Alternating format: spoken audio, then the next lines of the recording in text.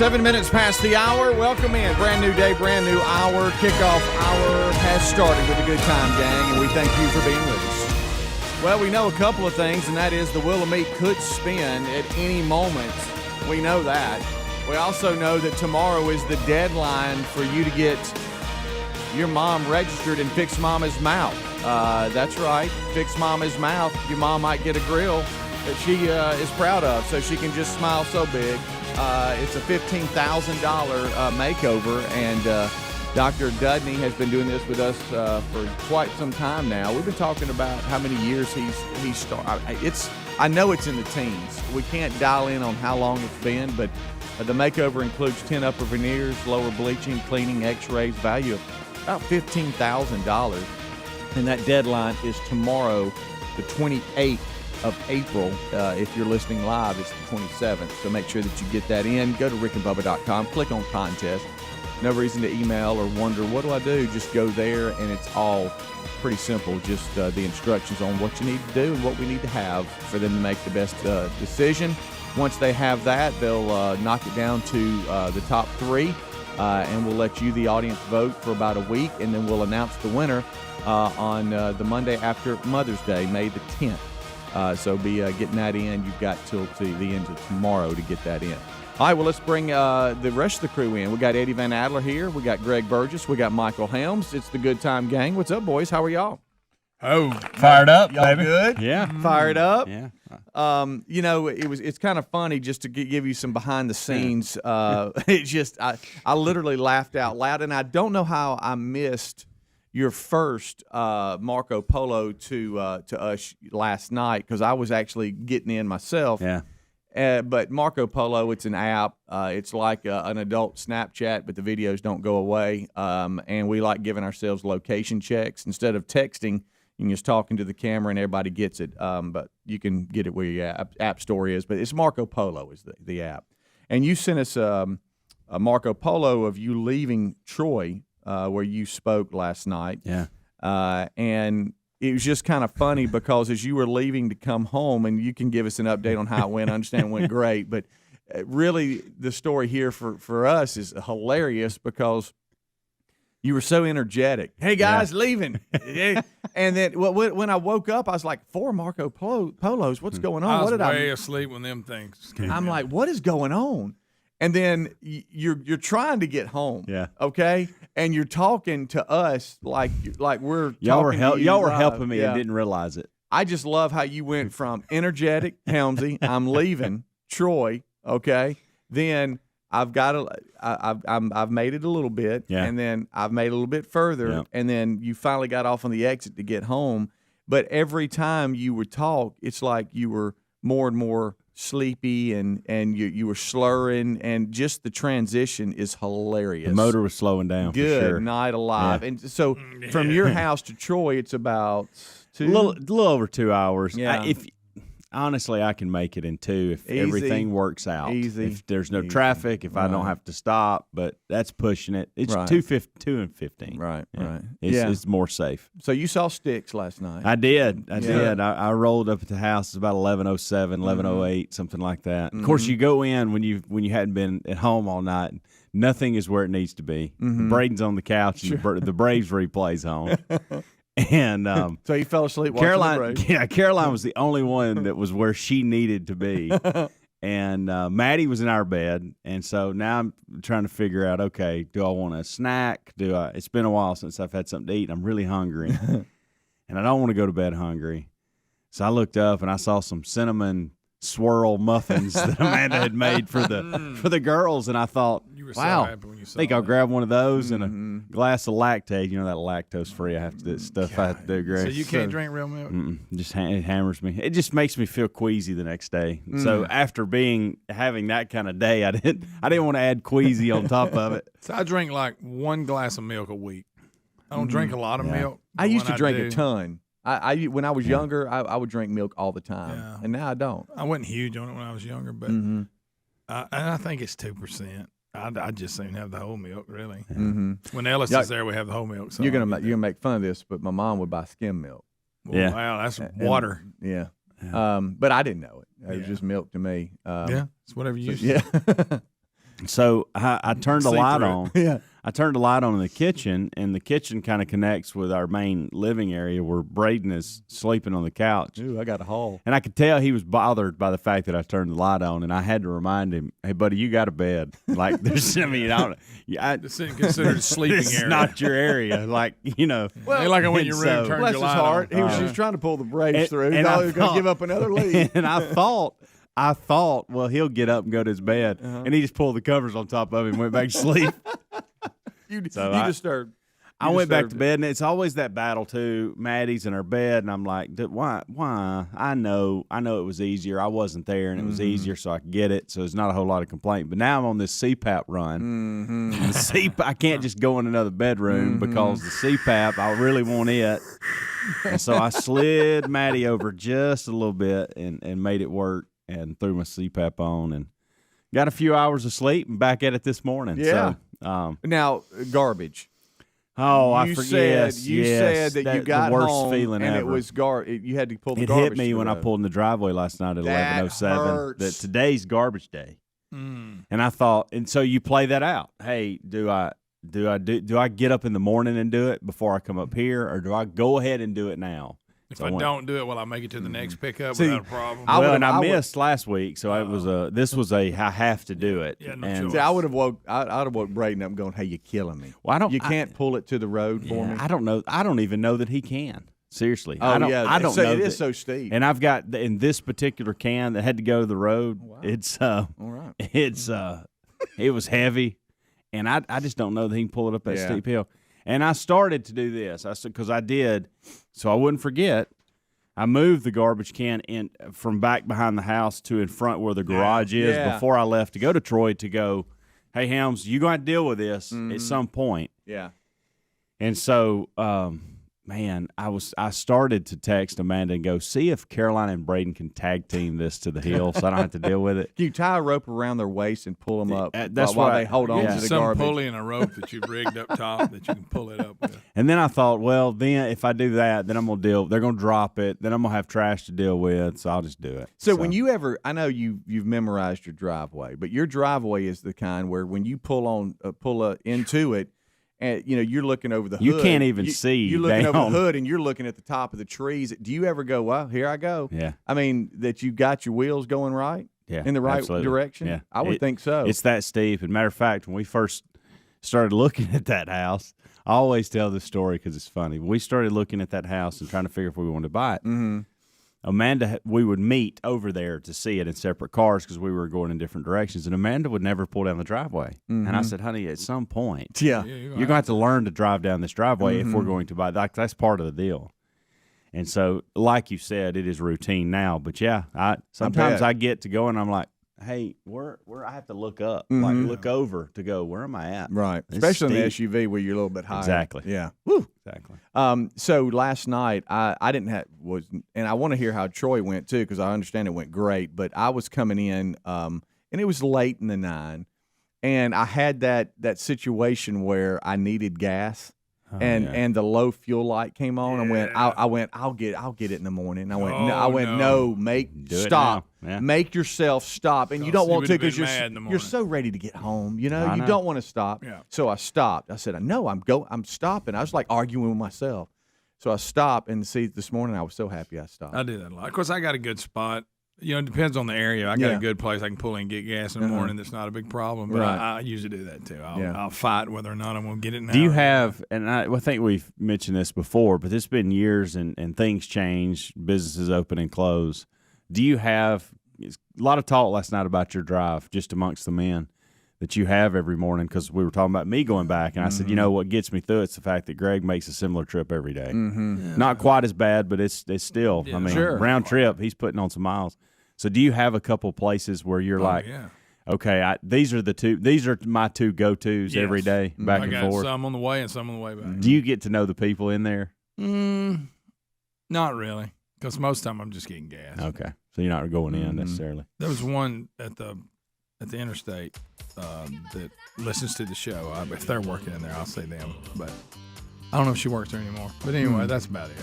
But like at one place I stopped, there's so many employees. One of them huge truck stops, there's so many employees. That time of the day, too, nobody wants to talk. That's a good point, know, too. Especially when we all had masks on. Right. We were like, but you're a regular at Buc-ee's, which is kind of cool, I think. I hadn't stopped yet. You haven't? Dadgummit. That's a commitment right there. Yeah. Rick and Bubba.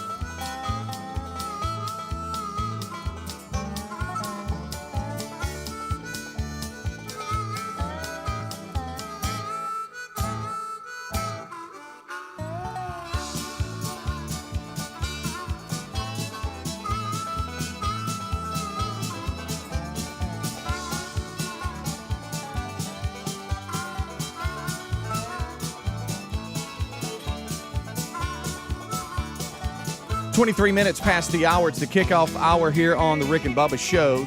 Don't forget new merch in the Rick and Bubba store. Just go to rickandbubba.com, click on store. While you're there, click on contest and register your mom for Fix Mama's Mouth because the deadline is tomorrow to get that entry in. And we've got all the steps on how to do that under contest. Just click on Fix Mama's Mouth. All right, so yesterday, Michael Helms went down to Troy and spoke at First Baptist Church, First Baptist Troy, and I understand it went really well. Yeah, I want to thank Pastor Ross and Don Spradley for trusting me with it and just coming down there and hanging out with those guys. It was a good night. I got there early. The traffic here in Birmingham can be a little inconsistent, so certainly didn't want to be late. We had a dinner at 6, and the event started at 7. And then they wanted me to get there about 5 and hang out with some of the leadership team and hang out with them. Well, I found myself in Troy at 4 o'clock. Sure.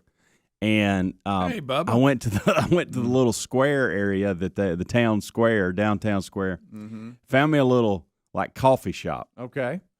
I went in there and got me a little vanilla frap. Oh, a little fruit drink. Yeah, I did. Okay. And figured no one knew me, in there, so you wasn't going to be judged about it.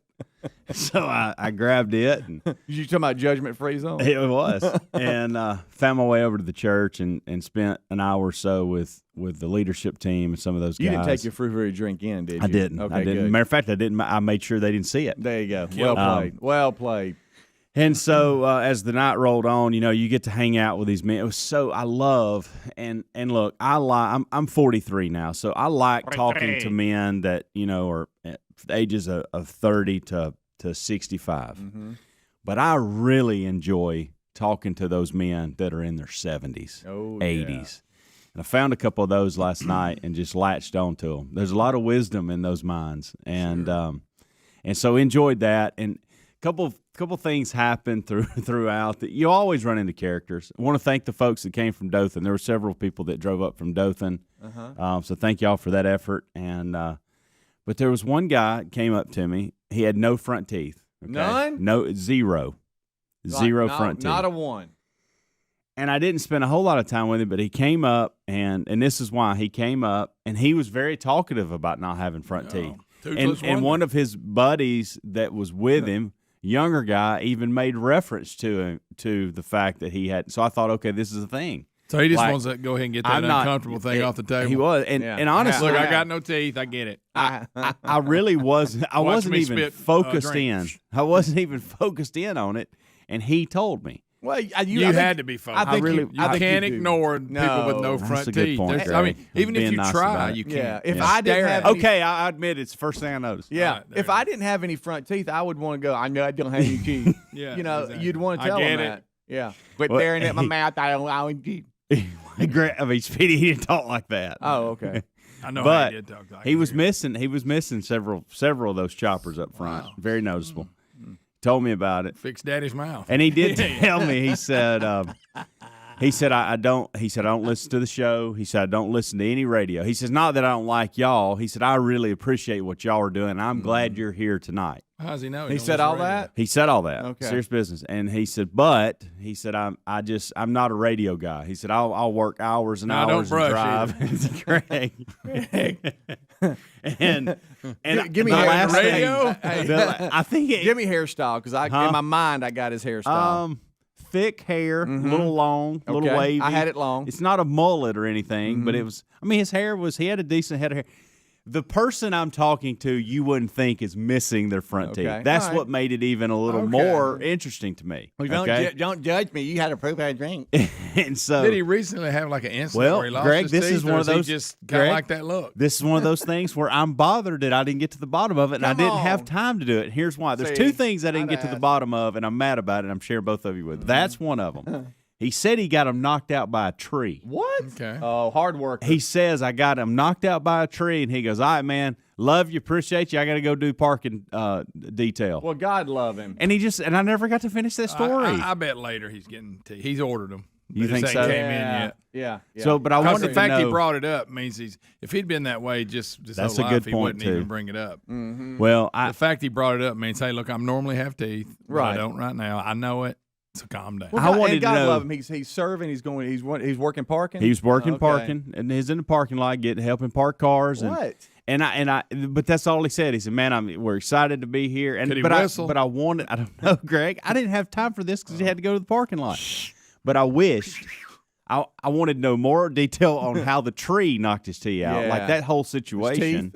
Yeah, and- this is recent. It's got to be. And then I wanted to know, are you getting them fixed? He didn't seem like he was too excited in a hurry to get them fixed. He really might. He didn't. might like not having any. Then there was another Wow. thing, and It's a good look.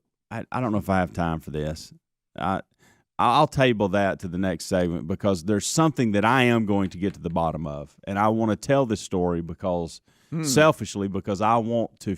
I want this guy to email me and tell me the full story, correct story, about him wanting to name his future son, something, and I didn't put those pieces together. Is this the guy with the teeth? No, this is a younger guy. Okay. I'm not happy with you. Why? There's a couple of things you didn't get to the bottom of. Well, last I had- night. listen. And you've come in with half stories. You don't know about the I teeth. love- You don't know about where'd the teeth go? The speaking part is always fun. I love doing it. I'm honored to do it. My favorite part of these things is hanging out with men. Sure.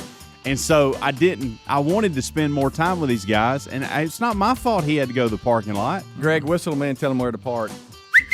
Oh yeah. See, You even talk. You tried to talk like you didn't have teeth. that's right. Rick and Bubba.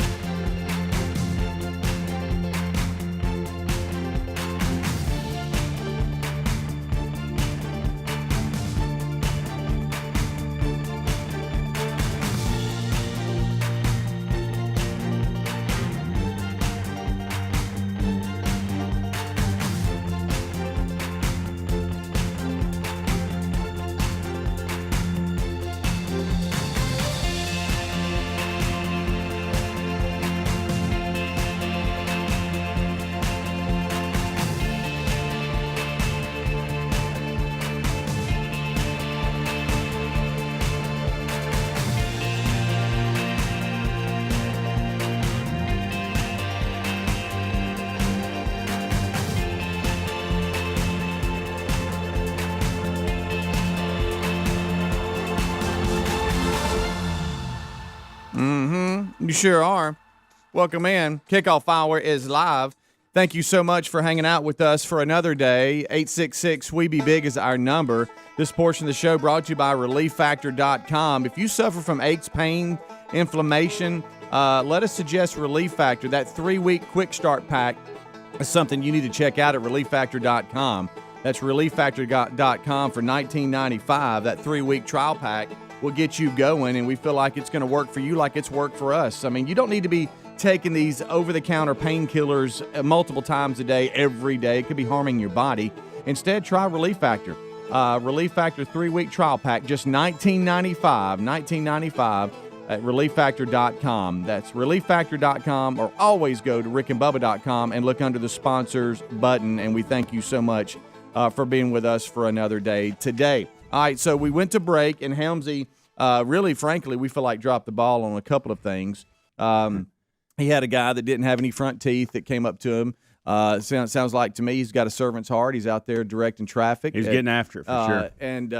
And Troy, where you were speaking last night, and you know, you didn't get to the bottom of what happened. Sound like to me he was wanting to tell you. I know a tree knocked his teeth out. Okay, but I don't know. I don't know if it was work related or I was in a storm or I was working at home. I don't know.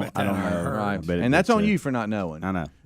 And there was something else you said you didn't get to the bottom of. So I want to get of. to the bottom of this, and this is selfish on my part. Okay. I do think it's good enough to talk about on the air, but I ran into a guy. He loves the show, and his name is Noel.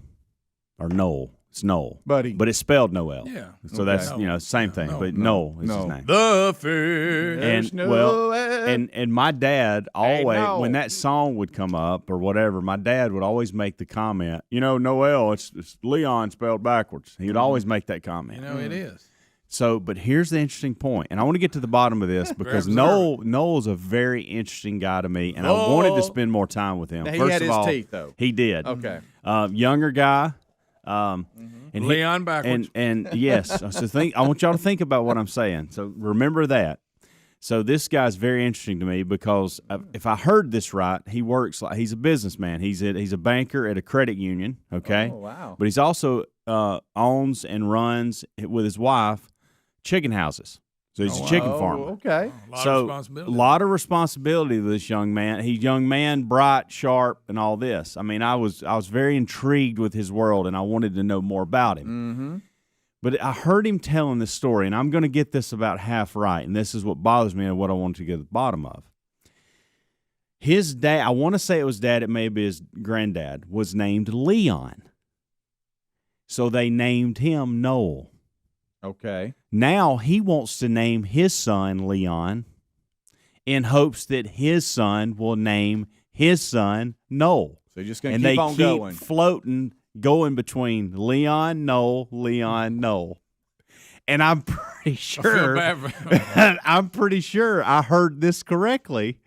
And from what I understand, his wife is not settled with Leon as being the son's name. I bet. Nothing wrong with the name Leon, but it's kind of, you don't hear it a lot. Right No. Maybe it's making it.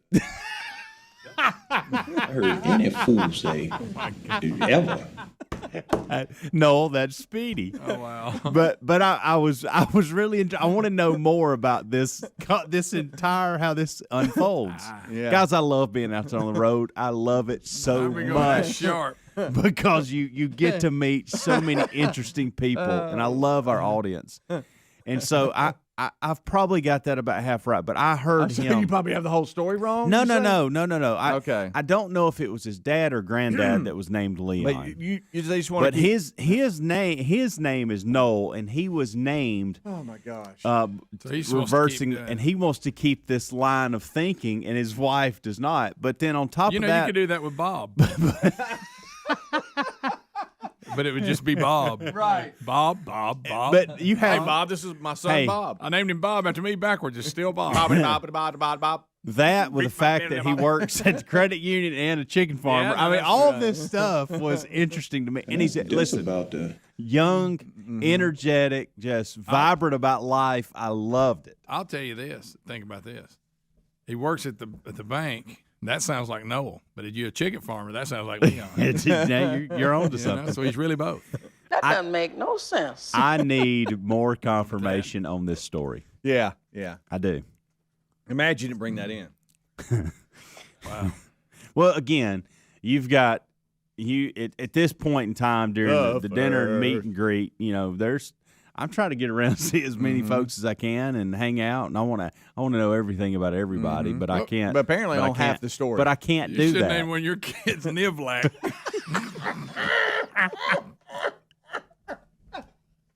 Have I got that right? I know. I was trying to You go don't. back. It's close. It's close. Hold on, let me see. I'm start writing stuff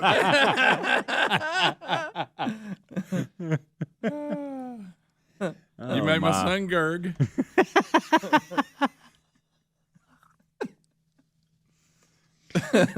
Relda? Is that Adler backwards? Huh? I don't know. Oh, all right. That's enough. Be Well, nice. Y'all play At least nice. he had his Everybody, yeah. Oh, Everybody yeah. play Hey, nice. look, this young man had it going on. He had a lot going Buddy, on in calm life. down. Good stuff. Calm down. He Calm was down. interesting to me. He was interesting to me, and he got to loves the drink show. coffee. Passion for the show was awesome. Great. Hey, calm down. Just say it was great meeting the guy. By the way, I love the man. we got I love Leon. it was Noel that I met. My bad. We've got an Well, I'm interesting. glad you brought him up. We got to make fun of both of them. Yeah, that's great. I'm sure that's going to go over well. Yeah. You talking about former listeners of the show? We have the strangest. y'all way, did it. We have the strangest way of saying we like somebody. We really do, because I was feeling like I really liked. I like I thought you. I was being nice, and then I got to actually listen to what we were saying. You I know realized, what? that's really not nice. I've really enjoyed meeting you. Tune in tomorrow. We're gonna make fun of you. Yeah, we're going to make fun of your name, your dad's name. Right, and you ain't got not one tooth. Yeah. Toothopolis. It's not the same guy. Okay. Well, how about We that? got an interesting development going on in the kitchen, and I'm bothered it's by gonna it. change our day out here. I heard it Yeah, from in here. yeah. We got a problem. Yeah, we do. Is it gone completely? I think so.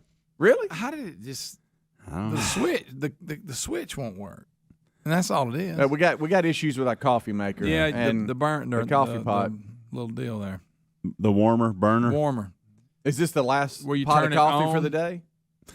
I guess it makes the coffee hot. It, just does. doesn't You keep got it to warm. drink it in a hurry. Or put it in the microwave. Yeah, you can. So do we could that. actually Let's make it and then do just that. put it in the microwave Yeah. until we get it Yeah. right. Yeah, you could. Uh-huh.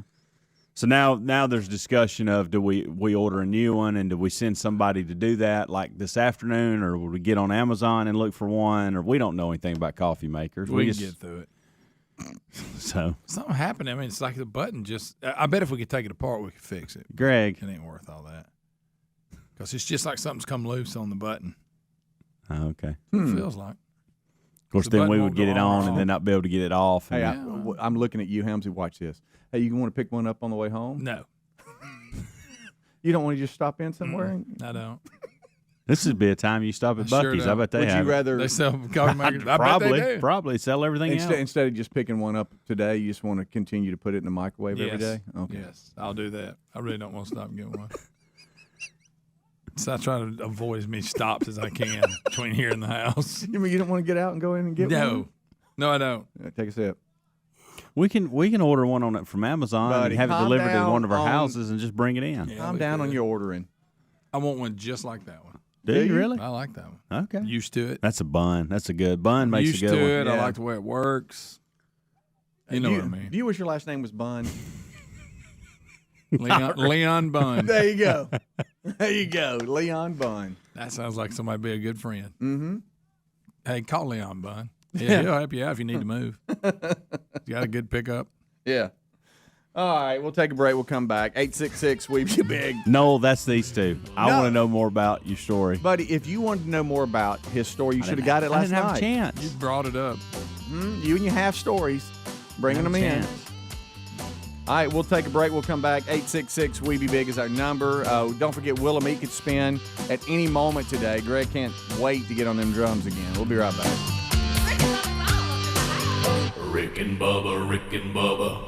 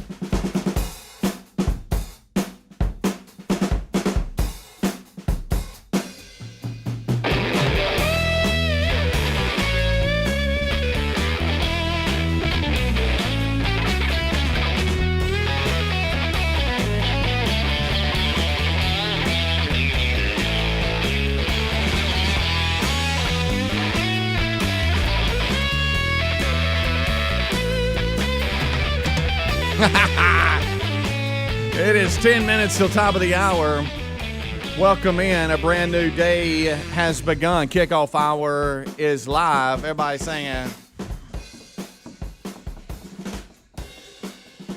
All right. That's the first CD I ever bought. Really? When CDs came out, we all finally got CD players. Right. Took us a minute. Yeah. We're playing We were, Def still Leppard. we were still hanging on cassettes. For those of you on YouTube, we're playing Def Leppard right now. All right, so as Probably we my least favorite of their Really? records. Yeah. Oh, wow. I mean, I bought it. I must have liked it good enough. Right. But when I compare it to what I consider the later ones, I don't care nothing about. yeah, But High and Dry and Pyromania, much better than Hysteria. Even though Hysteria was the bigger seller. right, So there. It's too poppy. yeah, okay. Still like it. It's a little poppy. You'll talk down to music. You will. I'm just saying. All right, would y'all Kind agree, of a music snob. A little bit. would y'all agree that there are certain situations where if you find yourself maybe in a different environment, you're aware of certain things. Like if you're in the woods, you're aware of what's in the woods. If you're in the store, you know, you're not really worrying about animals in the woods because No, you're in a not- store. Right. Would you Right. right? Yeah. So if True. I mean, you see what I'm Yeah. saying? I mean, I if mean, you're you in- have your occasional. Aware of your surroundings. right, I mean, if you're in traffic, you're looking for cars, but not if you're in the living room. You okay? Yeah, but Uh, it does happen. Right. Well, it does. That's a sad story sometimes. But It's not common. right, we have a woman that was in Target, and Target. and she was buying some. She didn't know which You bathroom know what she to was use. buying? She was buying some baked beans. Baked beans. at I love Target. I baked bet there were beans. bushes. That's Yeah. a good baked beans in a can. Yes, Greg. I like that. The one Y'all that's like 'em? mixed with the cinnamon sugar. Yeah. Oh, that's my They my got all go-to. kinds of different flavors. They do. They do. You done? Yeah.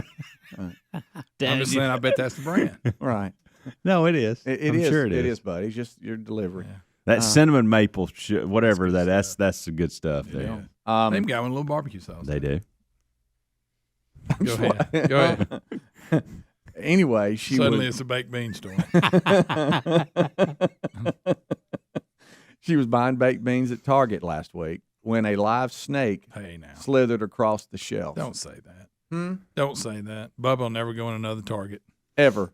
Luckily, it wasn't venomous, but still, I mean, it was a snake, and that's not something you're looking for. When you reach to get You're a can not of Bush's looking- baked beans, you don't normally see a Buddy, snake. we involved. don't know if it Well, was in my bushes. mind, it was.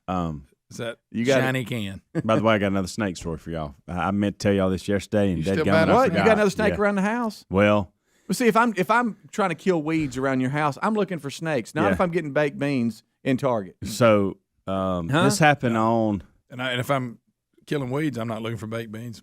Sunday. Amanda had went to the store. Braden was doing whatever he was doing, and Caroline and Maddie came in, panicked. How was it? And it was the same little style. snake pit going? Here's the problem, Greg. Same style snake that I killed a couple weeks ago, that same size. And I thought that where I killed this one, or I think I killed it, I thought that's where that snake was going. Okay. So that was a different snake. Yeah. So I told Caroline, I said, you know how we do, keep your eyes on it. As you turn away, it'll be gone. You won't know what's at. So I right. said, Caroline, go get me a shovel.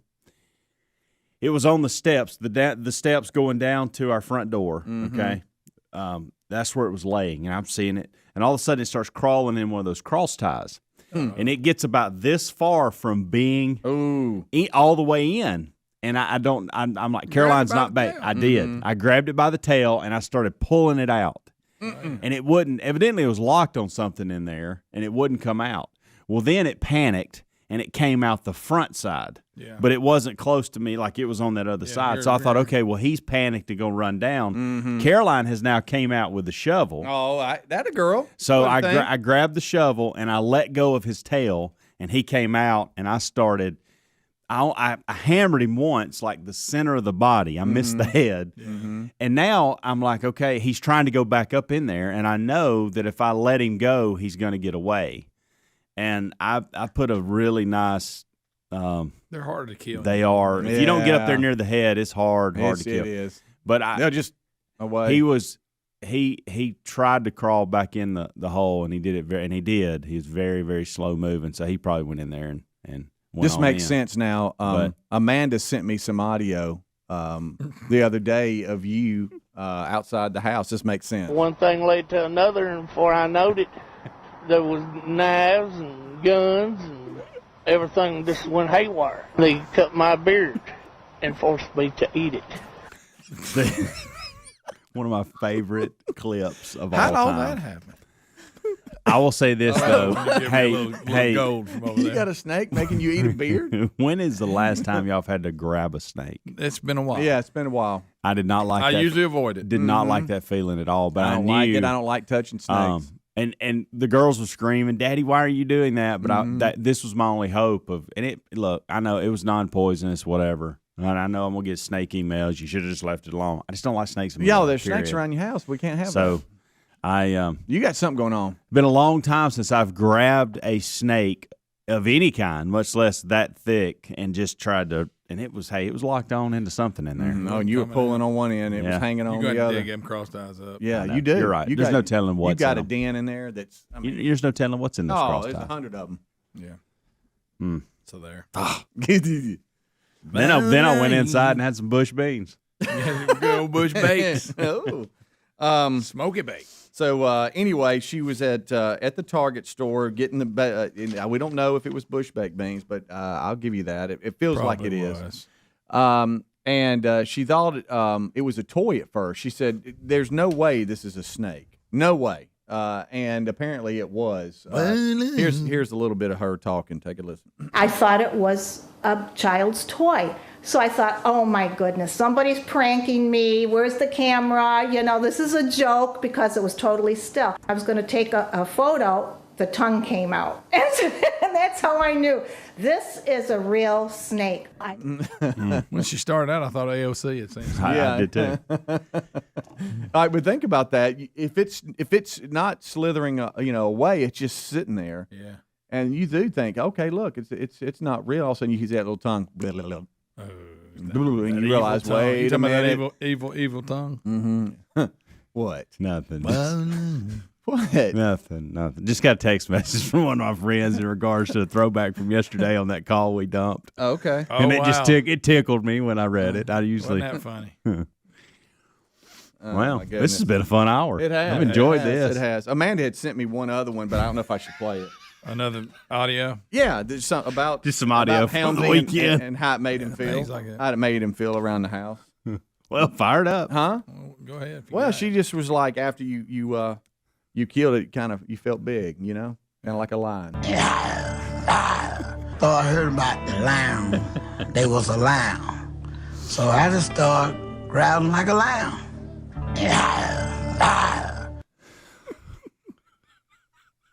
I need another season from Scuba. I do too. How bad do we need that? Oh, What is he doing today?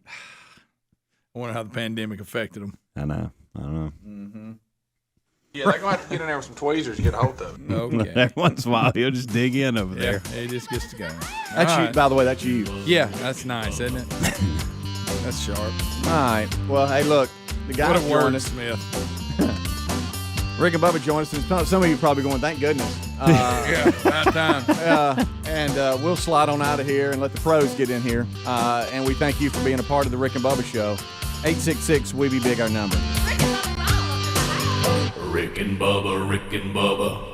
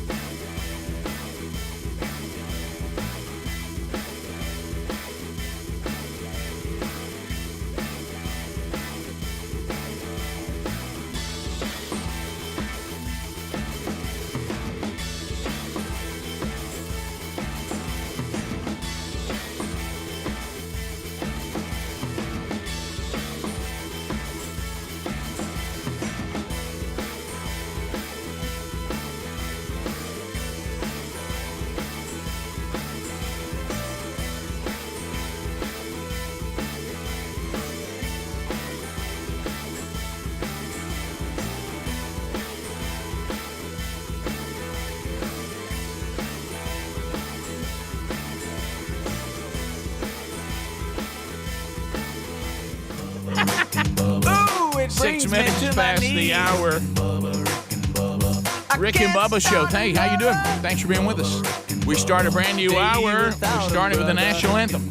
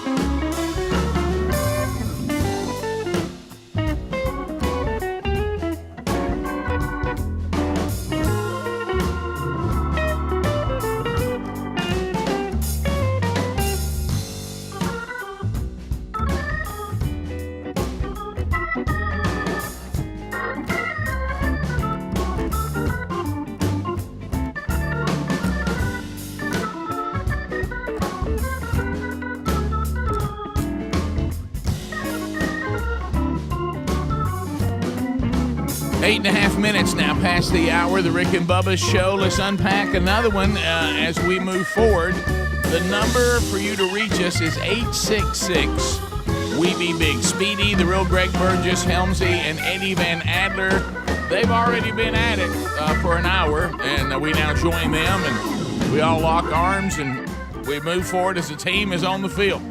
And we do want you to be part of it as well. Will of Meat back in play could happen on the program today. Definitely will happen before the week is over.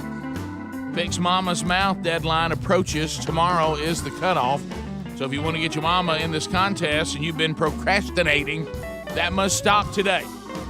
So be sure you get her entered by clicking on contest there at rickandbubba.com, and she may win a $15,000 dental makeover from Dr. Thomas E. Dudney, longtime friend of the show and fixer of mouths. Look over there. There he sits, the pride of Cedar Springs, Alabama. Most of you probably know him best as the silver-tongued one, the man with a golden voice, professional lunch eater's man of the year, the inventor of pizza and a cup, Shakespeare's worst nightmare, and a master of the King's English. Ladies and gentlemen, put your hands together for Bill Bubba Bussey!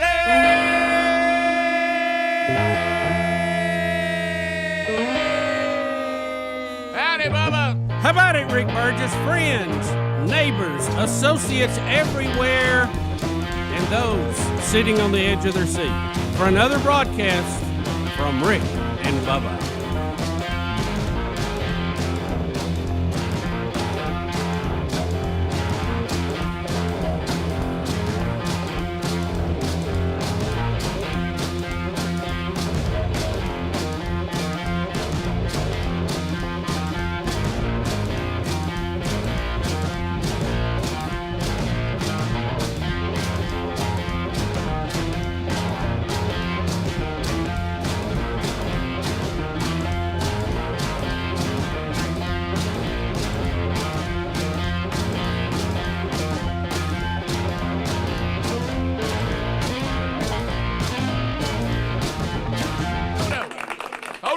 Toto. Toto, hold the line.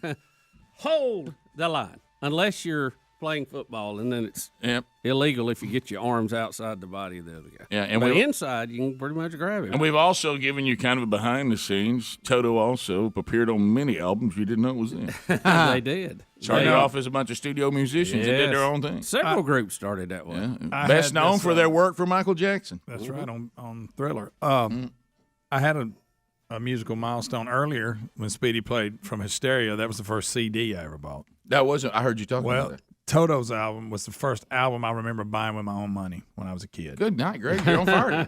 Your first CD was in the first hour, and your first album here in the second hour. First one that I purchased myself. I got you. At Newsom's record store in the Quintard Mall. So the record club, that doesn't count. When Dad, No, record club. When Dad got all them albums for a penny. When we got Kiss Destroyer.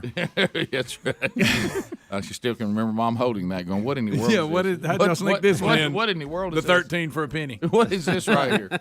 And you know, we all did the record clubs. I used to love them. Couldn't wait to get that album to look at it and see. Of course, the they were pictures. kind of like the mob. Once you got in, you couldn't get out. Oh yeah, you never could get out. Who would have thought that 17 albums for a penny was a problem? Would lead to something a bigger commitment. Do you remember? That makes sense. You know they had different formats the way you selected your albums that you were getting in that club, but the one I remember, you had like stamps. Yeah, or something, so you and take the pulled, stamp and you licked it and put it in the box, and it was like the album cover, and then you would get it. Yeah, when whatever the number was that you got for a penny. Yeah, I remember. There's a bunch. Licking the stamps and putting them all on there. No, that's right. Y'all both Kiss are the right. Story was on there. Peter Frampton. Yeah, I Chicago 17. I had ELO, Bob Welch's French Kiss, Foreigners, Double Vision, all that. That's the ones I remember right offhand. I had Pablo Cruz. Oh yeah. Well, that was standard. Yeah. So I think we had almost the same album. And you know, when you're a dumb little kid, you know how you think of it, and you go, "Well, which one's Pablo?" Right. I know. You know, it makes you mad when one of them's not named that. Well, that's what we had 3 Dog Night. Oh yeah, greatest hit. Are you kidding me with that? That was a good one. Wash away my troubles. So we have a lot to uncover on the program again today. We'll work through this. We were just talking about on the way in how restaurants that trying to get back on their feet, of course, can't get anybody to work, and we laughed about the Sonic. Is that a billboard they've got or something that they give out stimulus checks twice a month? That is a good. That is it was great. a reader board at a Sonic restaurant, and it said, "We give stimulus checks twice a month." Yeah, it's it is a problem because you've got an industry that the old pandemic beat up pretty good, and they're trying to get back on their feet, and this is not helping. No. When they can't work their full schedule every day because they don't have enough people to fill each. There is a seafood restaurant close to where I live, and they have got so many signs on their door, on the front of the couple of windows, help wanted, please come in and see if you can't, fill out something and start working soon. But it's just huge, help wanted, please come in. Right. It once again is just no ability to think anything through on the left. It just is either that or it's diabolical. Meaning we thought it through and it's exactly what we want. Yeah. We want a bunch of people expecting something from us and they keep us in power. Yep. But eventually that old train stops. It don't work. It runs aground. It's 15 minutes past the hour. 866-WE-BE-BIG is the number. It really gets down to that, doesn't that famous thing when you go, either you're as stupid as you could possibly be, or you're wicked, evil, and diabolical. We'll be back. Rick and Bubba.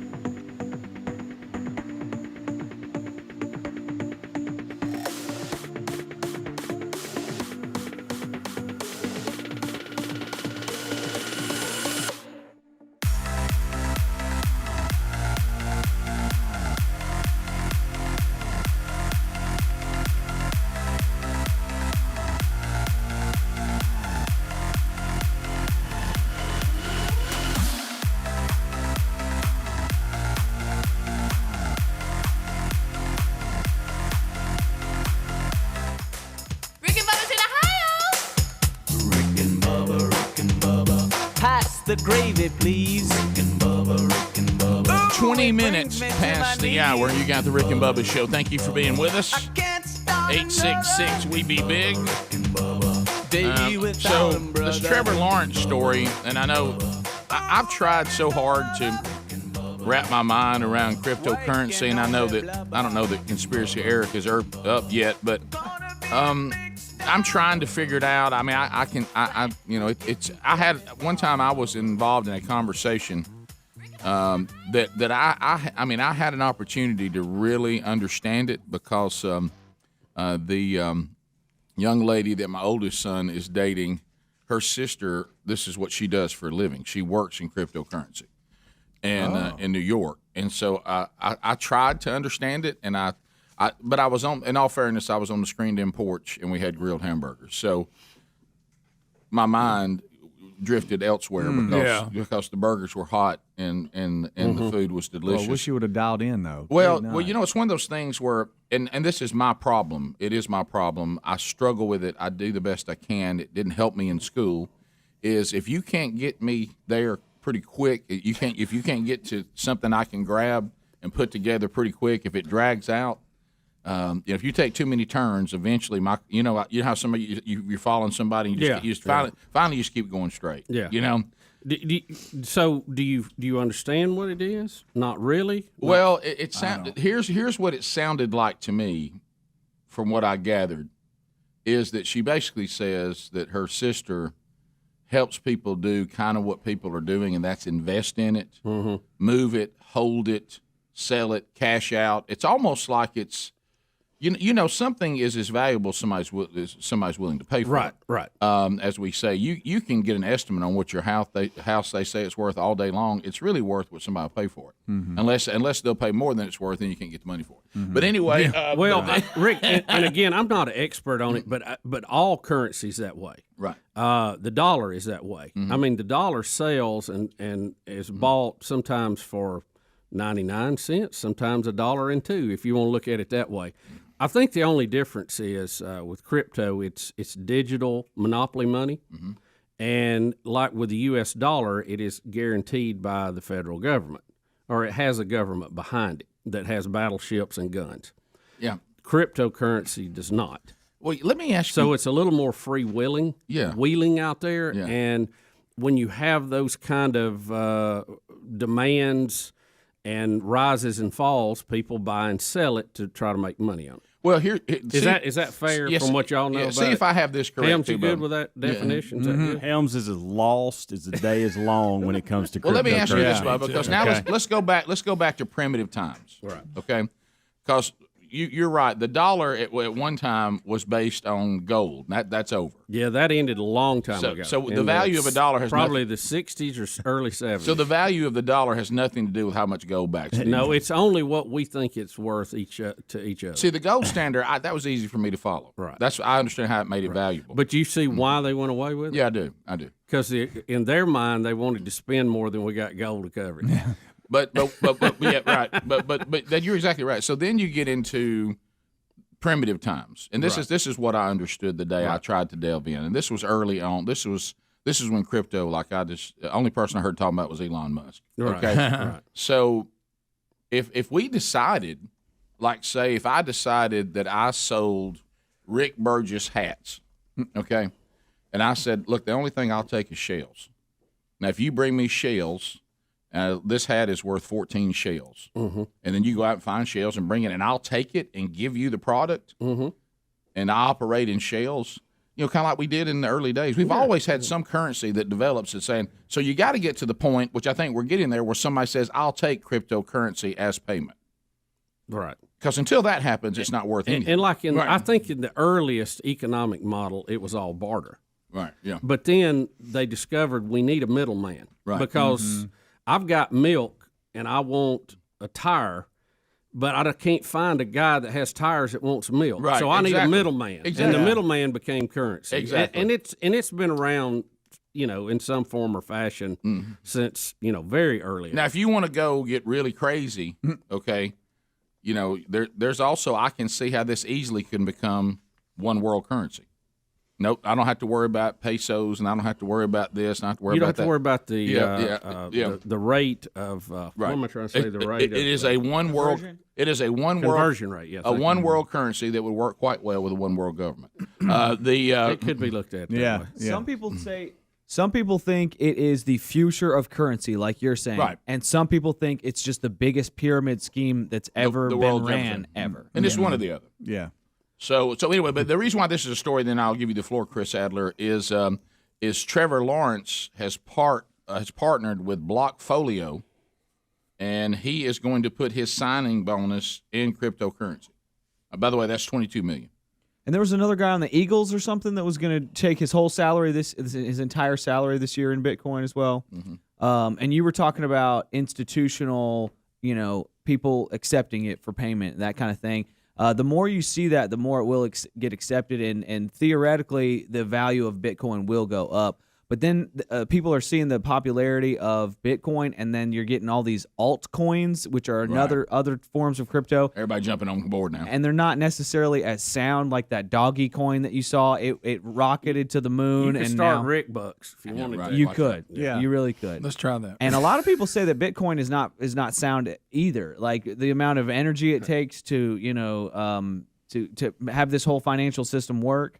It's a pretty complicated thing, and a lot of smart people are getting into it. A lot of sharks from like Shark Tank are buying in heavy.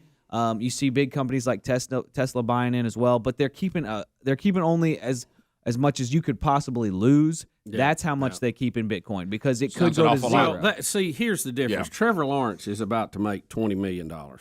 If he wants to put a few $100,000 in Bitcoin, it doesn't hurt him. If you make 40 a year or 60 a year or 80 a year, and you try to put money into that, then you're throwing the old dice. I hate to say it, this is the same thing. I've never gambled. I've never had a problem with gambling. I've never been drawn into gambling because I was told early on, and I won't say who it was. We all have family members that was a big gambler and said, "Don't ever gamble with money you can't lose."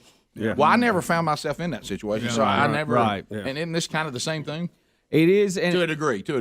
Yeah, and the value of it can go radically up and down like crazy with these altcoins, these cryptocurrencies. You saw the big Bitcoin boom a few years ago, and it was a boom and a very rapid decline. If you go and look at the 5-year curve, a 5-year graph of Bitcoin, I mean, it boomed and busted 4 years ago, and it's doing that again. So a lot of people think that it's gonna go back down, but some people think it's the future of currency. The problem is who's controlling it, who is watermarking it, if you will, who is the people behind it, and I really don't know anything about it. With the dollar, it's the Federal Reserve and the U.S. government, and for all their pitfalls, they usually make good on their promises. So. Yeah. Now, are there people, and of course, I don't fault this at all, that know people are really into this, and they're buying some of it, then selling it off for real money and making huge profits? Now, I want to applaud them. Well, that's Rick. That's just like investing in the stock market. Right, I mean, there are some people that think you're gambling in the stock market. Right.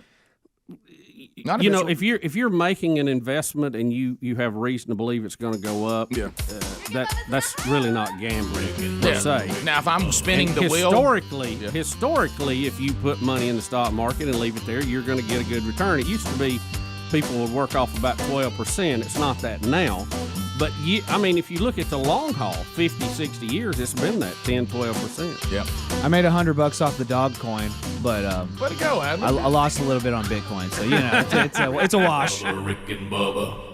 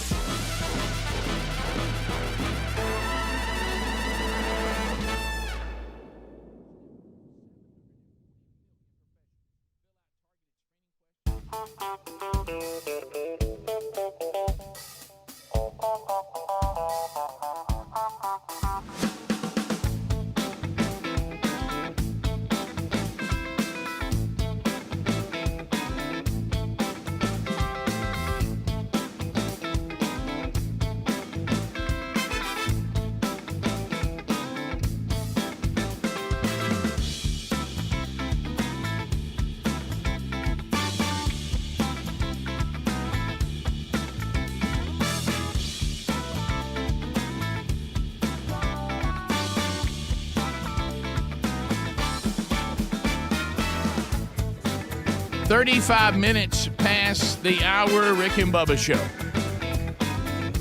Everybody say, I think a bone, kick a bone, kick a bone. All right, so let me just shoot you straight, friend. Hey, friend. Rick and Bubba audience, our friends, you're probably overpaying on what you're paying for your homeowner's insurance and your automobile insurance. I'm just going to shoot straight. You're probably overpaying. Because you're like a lot of folks, Rick included. You probably didn't take the time to really look at it. You just wanted to get it over with. My goodness.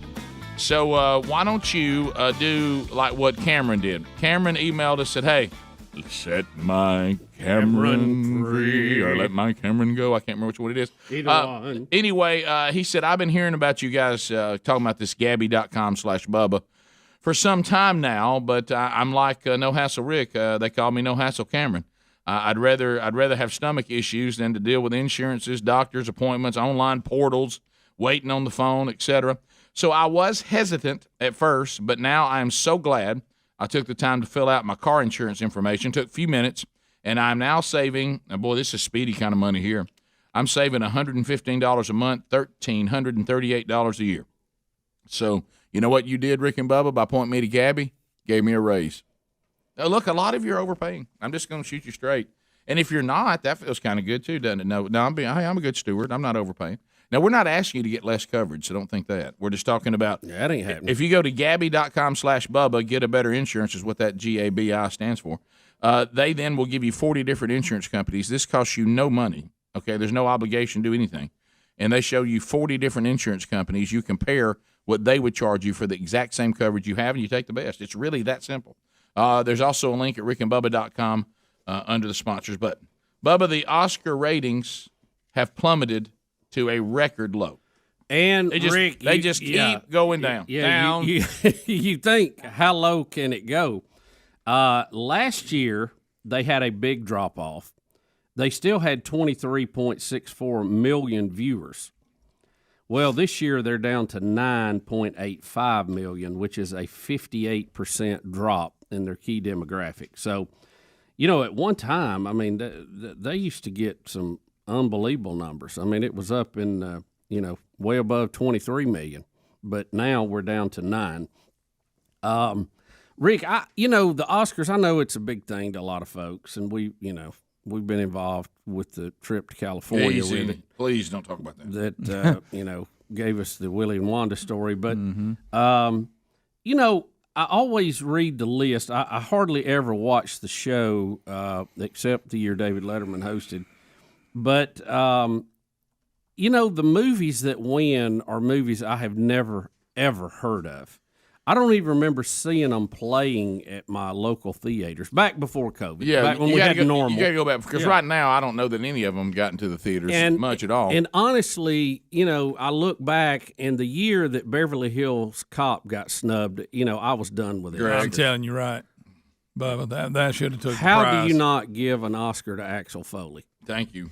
I love that movie. Banana in the tailpipe. Just the first one. I know you don't like sequels, Greg. And their sequel wasn't really good. I think all of them were. I like Oh, there he goes. Greg's about to say to you, you don't mean that. Did you see that? He obviously hasn't watched it. Did you see that graph? That graph is just falling off. I mean, look at that right there. Good night. So what? At one time, back in 2014, they had 43.7 million viewers. They're down to 9.9 now. Ooh. And they don't, and this is the thing, the people who do these movies and these actors, they pride themselves. They think they're pretty smart. characters. Oh, And, they think they're the smartest people on the planet. But can they not see that graft? So, you have to ask the question: what are we doing that people are not wanting to watch on these shows? Wouldn't you say let's take a look? Yeah. Now look, that's not one or two. Adler, put that graph back up. How many years? We love that graph. Yeah, I mean, how many samples did we have on that? Well, that's from 14 to 21. I mean, that's 7 years, 8 years of data that is just a constant slide. I mean, we're 2 years away from not having a bar on that graph, And do they not get it? And they're still doing the same thing that they've been doing that's pushing that numbers down, but they just don't get it. Yeah, all I saw was the Tyler Perry speech, which was, I think, him trying to say, look, I'm not going to live a life where all y'all keep telling me who I'm supposed to hate and all that.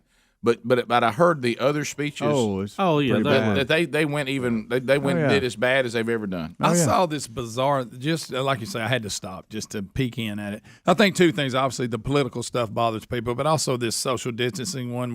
We're not live. We kind of are. Yeah, it's weird. But Laura Dern was giving out the nominees for Best Supporting Actor or something, and the way they did it, instead of just saying it and showing a clip, they were sitting there, and she would personally. You did so well portraying so-and-so in this picture. You brought out all the meaning. What? She did that to each individual, and it was just stupid. It's just weird. So it also they were all sitting in a room, spread out, and she would go, Speedy, you did a great job playing Cyrus the Virus in Con Air.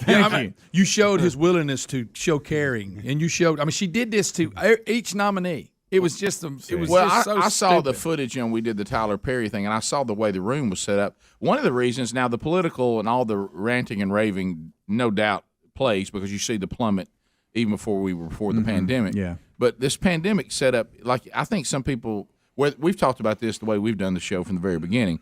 People want to be part of something that's big time. And this and if it looks cheap and it feels small, you're all over people aren't as excited about it. Think about in the past the songs that were nominated. The people would be there and play them live. For the song, whatever Oscar for that. And then you have performances. You have the big music and the big stage, and it's just all of it together. And why are we not showing them in the actual movie doing the job? That thing when she was talking to the nominees was, how hard is it to do was that? the weirdest thing. Well, see, that gave you a little bit of the movies. I mean, I'd rather them say, hey, this is the category, and here are the nominees. Boom, boom, boom. Show me 3 clips. Read the thing. Let them come up. Clips. Yeah, the clips is what I watch. Well, you know what? You're seeing them acting. You're seeing what they're being nominated. It used to be cool about that. You would even sometimes hear a reaction from the crowd if the acting was fantastic. Yeah. But they do a scene, all of a sudden it stopped me. Ooh. Yeah, this is so, like you said, Rick, it's so small time looking. Yeah. I mean, it's just. I'll tell you what Dad would call it.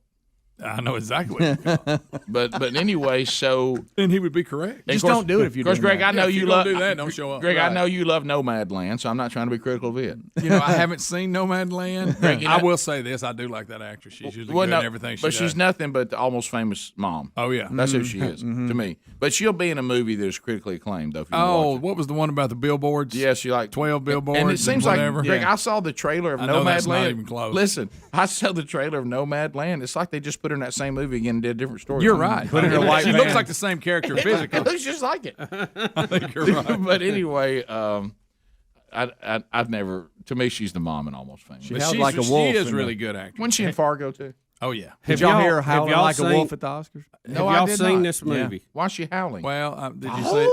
That was an uncomfortable moment. Very I didn't know where to look. Why is she howling? There was a guy that worked on the movie, and his name was Wolf something, and he maybe committed suicide or something. It was so she howled in his as an honor to him. Yeah, she was. I got to tell you what. Did anybody see Glenn Close? She really got into it. Yeah. Did anybody see Glenn Close doing the butt? Sex, doing the butt. Are you serious? Yes. I didn't see it happen. I just saw an article and they had video. I really wasn't prepared for that segment. Yeah, I thought, my goodness, is this? She was doing it.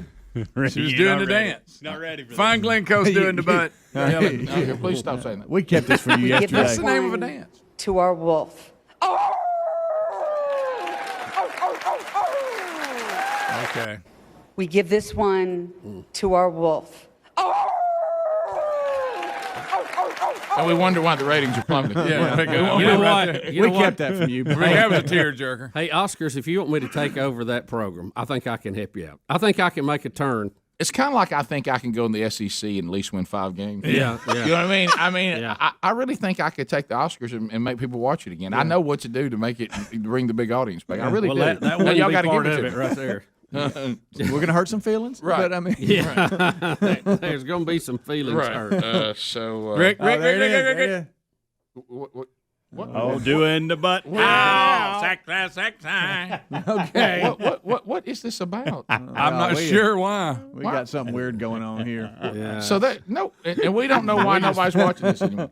We don't know why nobody's watching wish this we could anymore. put that out. Actually, I would have watched it if I'd known that was going to happen, just because it's so cringeworthy. Wish there was a way to You put know more how audio you of Hal hated in it. Oh, I Speedy couldn't can't do it. watch it. How'd you like it, Hal? I wish we could have the Hal with the that. Can I have that clip? Can I have that clip just to play for Andy Blanks? Just watch him come he might apart. melt. I will tell you this: we had that and didn't play it yesterday because I couldn't handle it. Yeah. I know. Speedy didn't want anything to do with it. Bubba, I think we've come up with why nobody's watching the Oscars. Yeah. And then I don't have a lot of faith that they're going to see any kind of U-turn in this. And there were some really awful, over the line speeches too, weren't there? My goodness. So much so it got Tyler Perry upset. Yep. My favorite is when they thought Tyler Perry was going in one direction, and he included white people and police, and they stopped clapping. Wait a minute. What did he say? Is he saying that we can't tell people to hate white people and police? Whoa, stop. I ain't clapping. 15 minutes to the top of the hour. 866 We Be Big. More of the Rick and Bubba Show coming up right after this. Rick and Bubba, Rick and Bubba.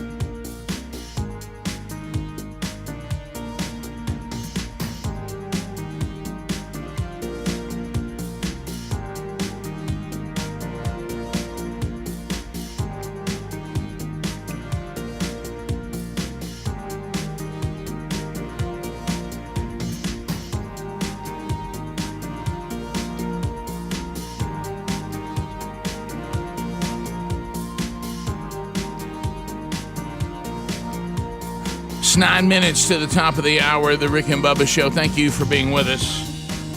All right, so we're going to dive into the census data that's just come out. We got some other stories we're working through. So anyway, there. I think we can fix the Oscars if they'll put us to work on that.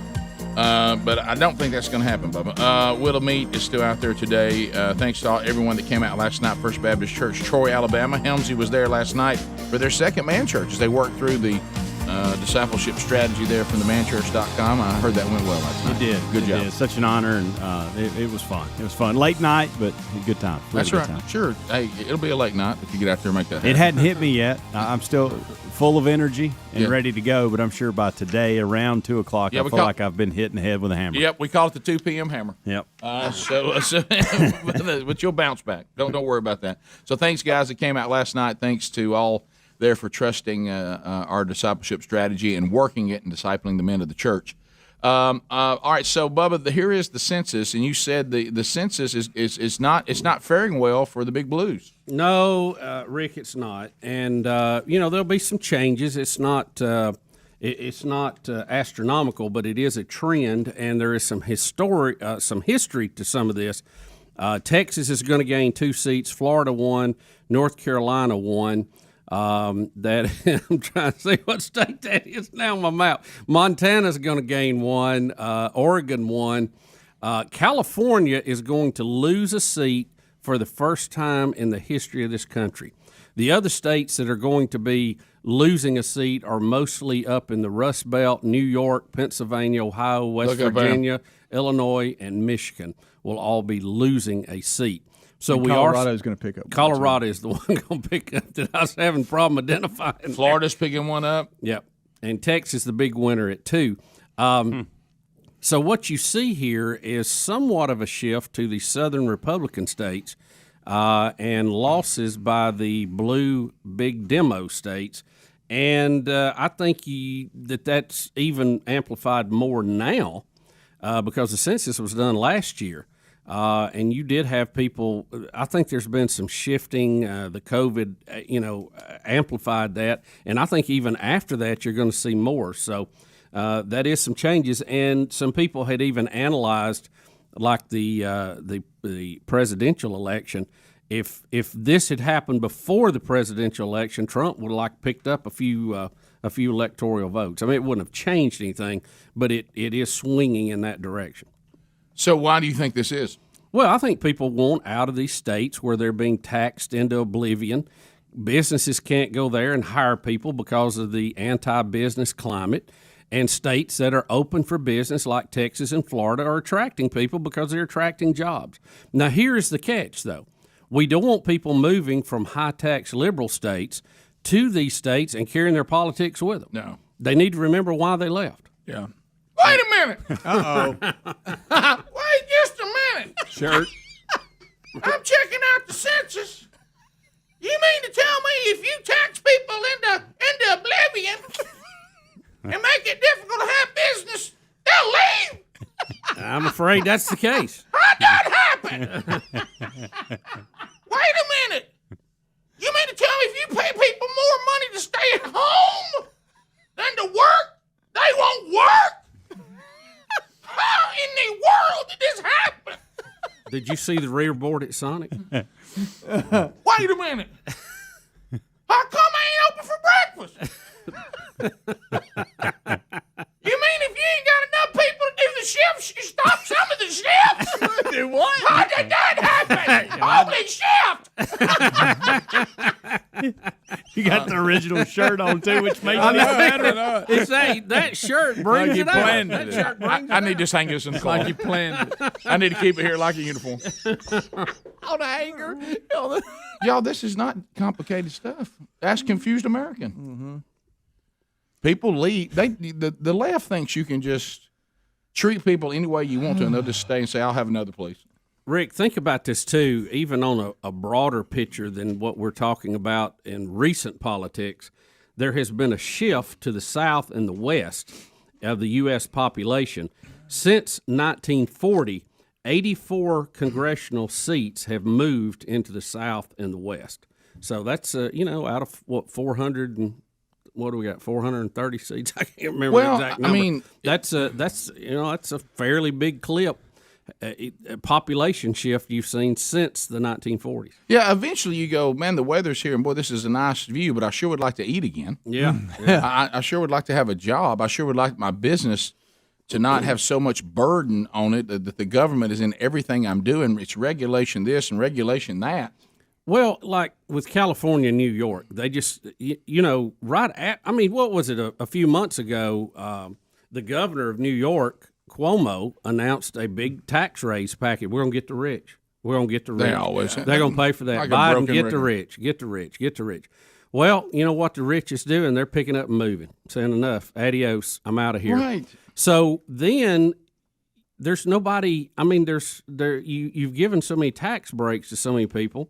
There's nobody left to pay taxes. Right. And now we have all these state programs that they want to take care of everybody that walks through and give them everything. And we want them to have 100% this, education paid for, we want health paid for, we want the roads paved, we want this, we want the power on, we want free affordable housing, blah, blah, blah, blah. It just goes on and on. They can't do enough good, but there's a price tag with that. So who is going to pay the price tag? It's amazing to me the number of people who run our government at the highest level who are terrible at math. Well, terrible. These states, it's not complicated. These states that are turning into their own little socialist country, you're going to end up with the only people you have there are people that can't leave, and the ones that can will. Right. Yeah. I mean, look, we've seen it. I mean, does it get any worse, any more liberal, and any more celebrating the left than what we call Hollywood? And you know what that means? It just means the entertainment business. Right. Mm-hmm. Well, when they're leaving and they're moving and they're setting up other places and avoiding the very taxes that they love to cry and celebrate. But like you say, now if y'all gonna leave, don't come here and mess this place up like you did where you left from. Yeah. Yeah, we don't need to do that. We need somewhere that people want to move to. Yeah, and out there, and just look at California. I mean, they're going to have a recall vote on Newsom. I mean, he's been a disaster. He's told people to do one thing. He does his own. I mean, you see that. Well, that's how the ruling class. I mean, it's so crazy that Caitlyn Jenner's running. I mean, and claiming think about that. And claiming to be Republican. Rick. Well, I'm just telling you. I know. I know. But but yeah, if you had someone went in there that had business sense that could actually try to put something together on these budgets, I mean, we're so used to the Santa Claus effect. You can't.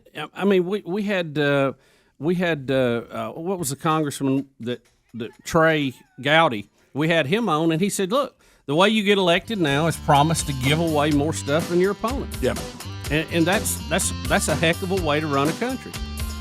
Right. You don't have much left when it's all said and done. And always be leery when a politician who is wealthy is demonizing wealthy people when they're one. You need to be leery of that. Top of the hour. Rick and Bubba, Rick and Bubba.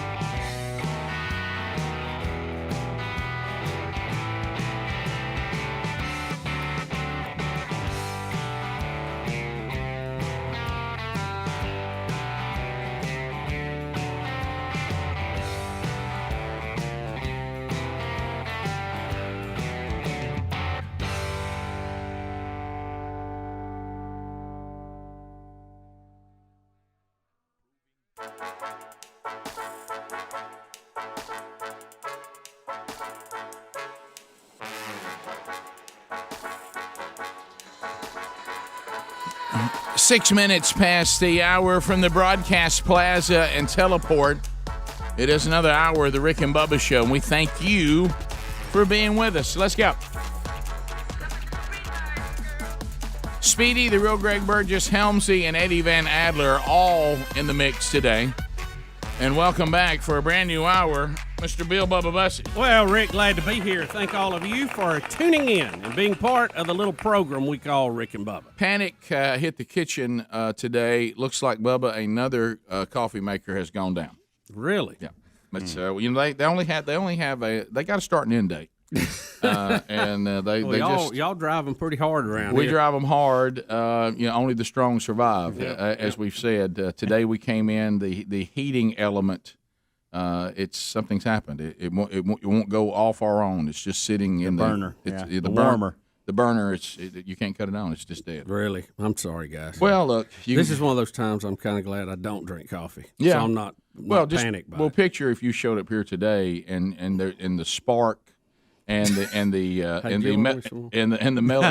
mellow yellow you wouldn't sure you could make it work. Let me tell you what's funny. Look, that's exactly what happened. Show them again. Panic. See that button right there? That's died.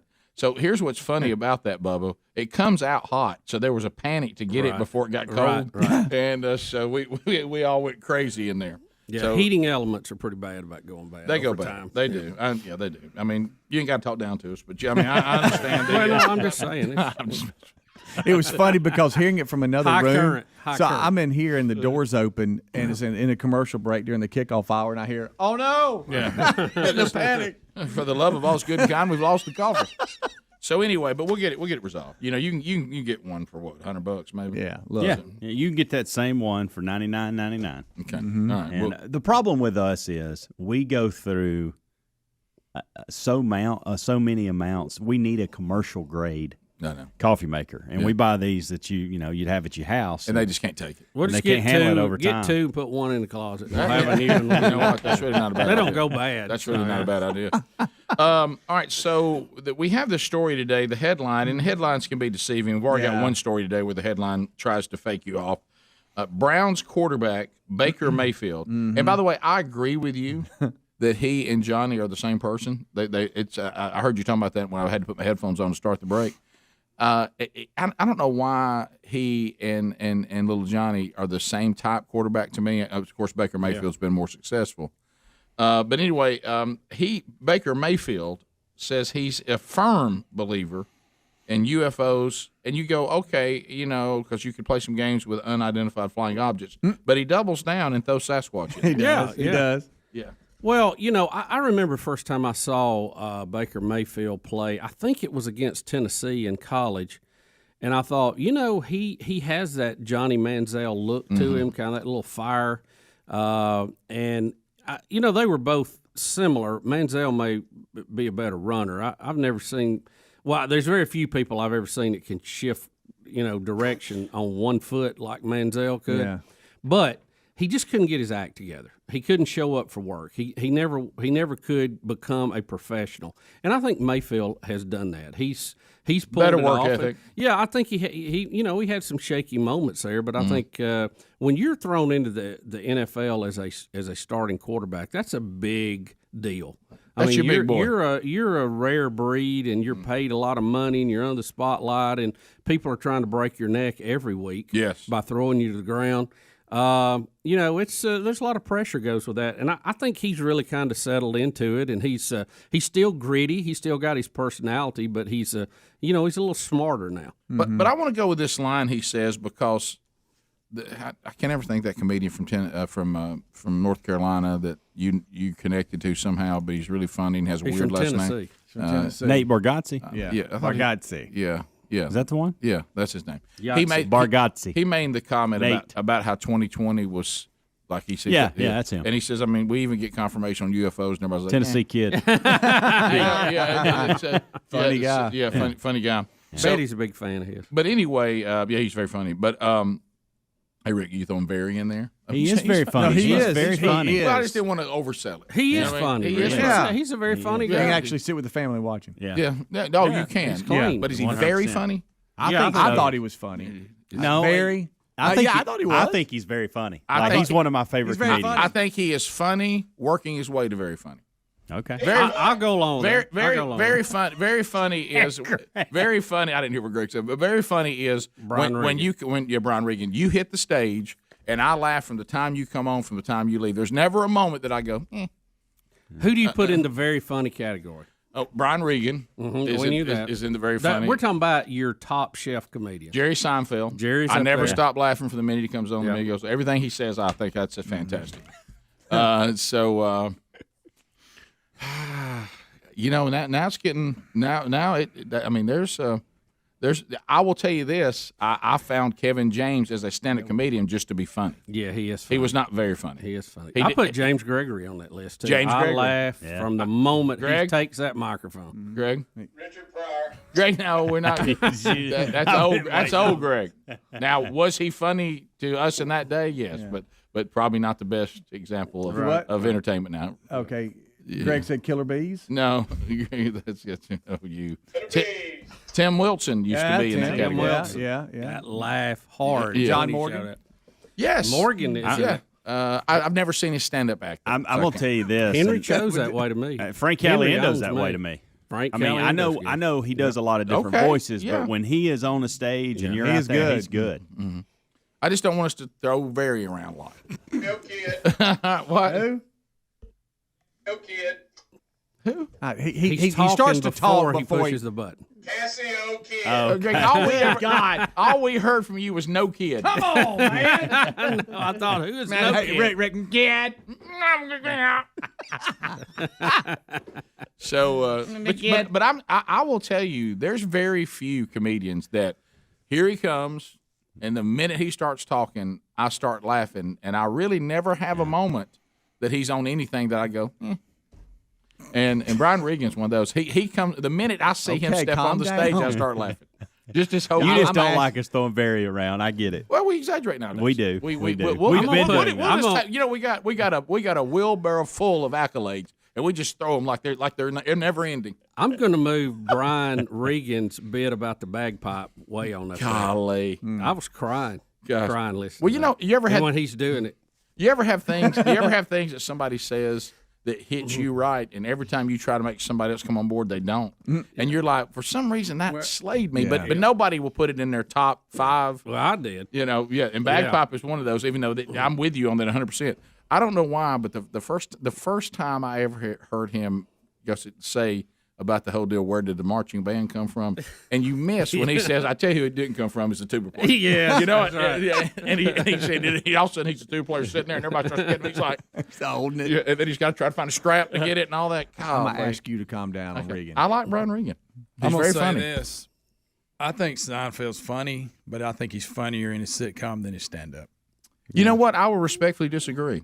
I think in the sitcom the other characters are funnier than Jerry. They are. But maybe I just like the sitcom better. But to me, his stand-up, it's not. I don't laugh from the beginning to the end. I laugh at times. I every observation he makes, I laugh at in the stand-up. Yeah. But I think if I think of Jerry Seinfeld and laughing, I think of the show. And you're right, a lot of it had to do with the people, but he was responsible for that show. Who is funny, but you're kind of ashamed to say it because they might not have the best act, and it may have been a long time ago. Well, Greg's already thrown one out. Yeah. I got one. I'm not going to say it because it's really dirty mouth. That would be George Carlin. Yes, he's the king of that. Wow. Yeah. Very that's a good one. George very Carlin. funny. He did a lot of dirty stuff, but Eddie Murphy was very funny on stage too. I thought. By the way, George Carlin he didn't may have have to. been, He George didn't have Carlin to. He was funny with was other really, really good. You see, the thing that was great about George Carlin is he would actually do at least 40% of the act that wasn't dirty at all. Exactly. Right. But boy, when he would go bad, he would go really bad. When he pulled the list out. His bit about stuff, and I remember hearing that on Flip Wilson. That's how far back it was. That is one of the funniest things I have ever heard. I put that right up there as one of the funniest bits ever. And when you lose your car keys, his bit on that, how you keep going back to where they were supposed to be and they're still not there. Nope, not back yet. And then you start looking at ridiculous places. There's no way it's there. Yeah. He said he was the pocket of his dad's Civil War uniform. Well, man, I handed them to Granddad right before the battle. But anyway, and let's say it. We can't say it anymore, but Bill Cosby. Yeah. Even though he was clean, you're not allowed to like Bill Cosby. No. Right. No. And that hurt. That one stung. Yeah. And I saw it's been 2 or 3 years ago when I say his latest. But I'm sorry, to me, still Sinbad is He's good. He's very funny. He is funny. Very funny. I put him very funny. Yeah, I do too. I think he's very funny. Yeah, on stage and in movies. Yeah, he's funny. Bubba's got him funny in movies. He was. You know why? That one of Jingle All the Way. Yeah. That and House of Guests, wasn't that it? Bubba's the only one in the room who's seen House of Guests. That's a great movie. Him and Phil Hartman. I'm sure it is. I've never seen it. serious, but I You need have to not watch. seen I don't that. think so. I don't think I have. Rick, you really ought to watch that. Yeah.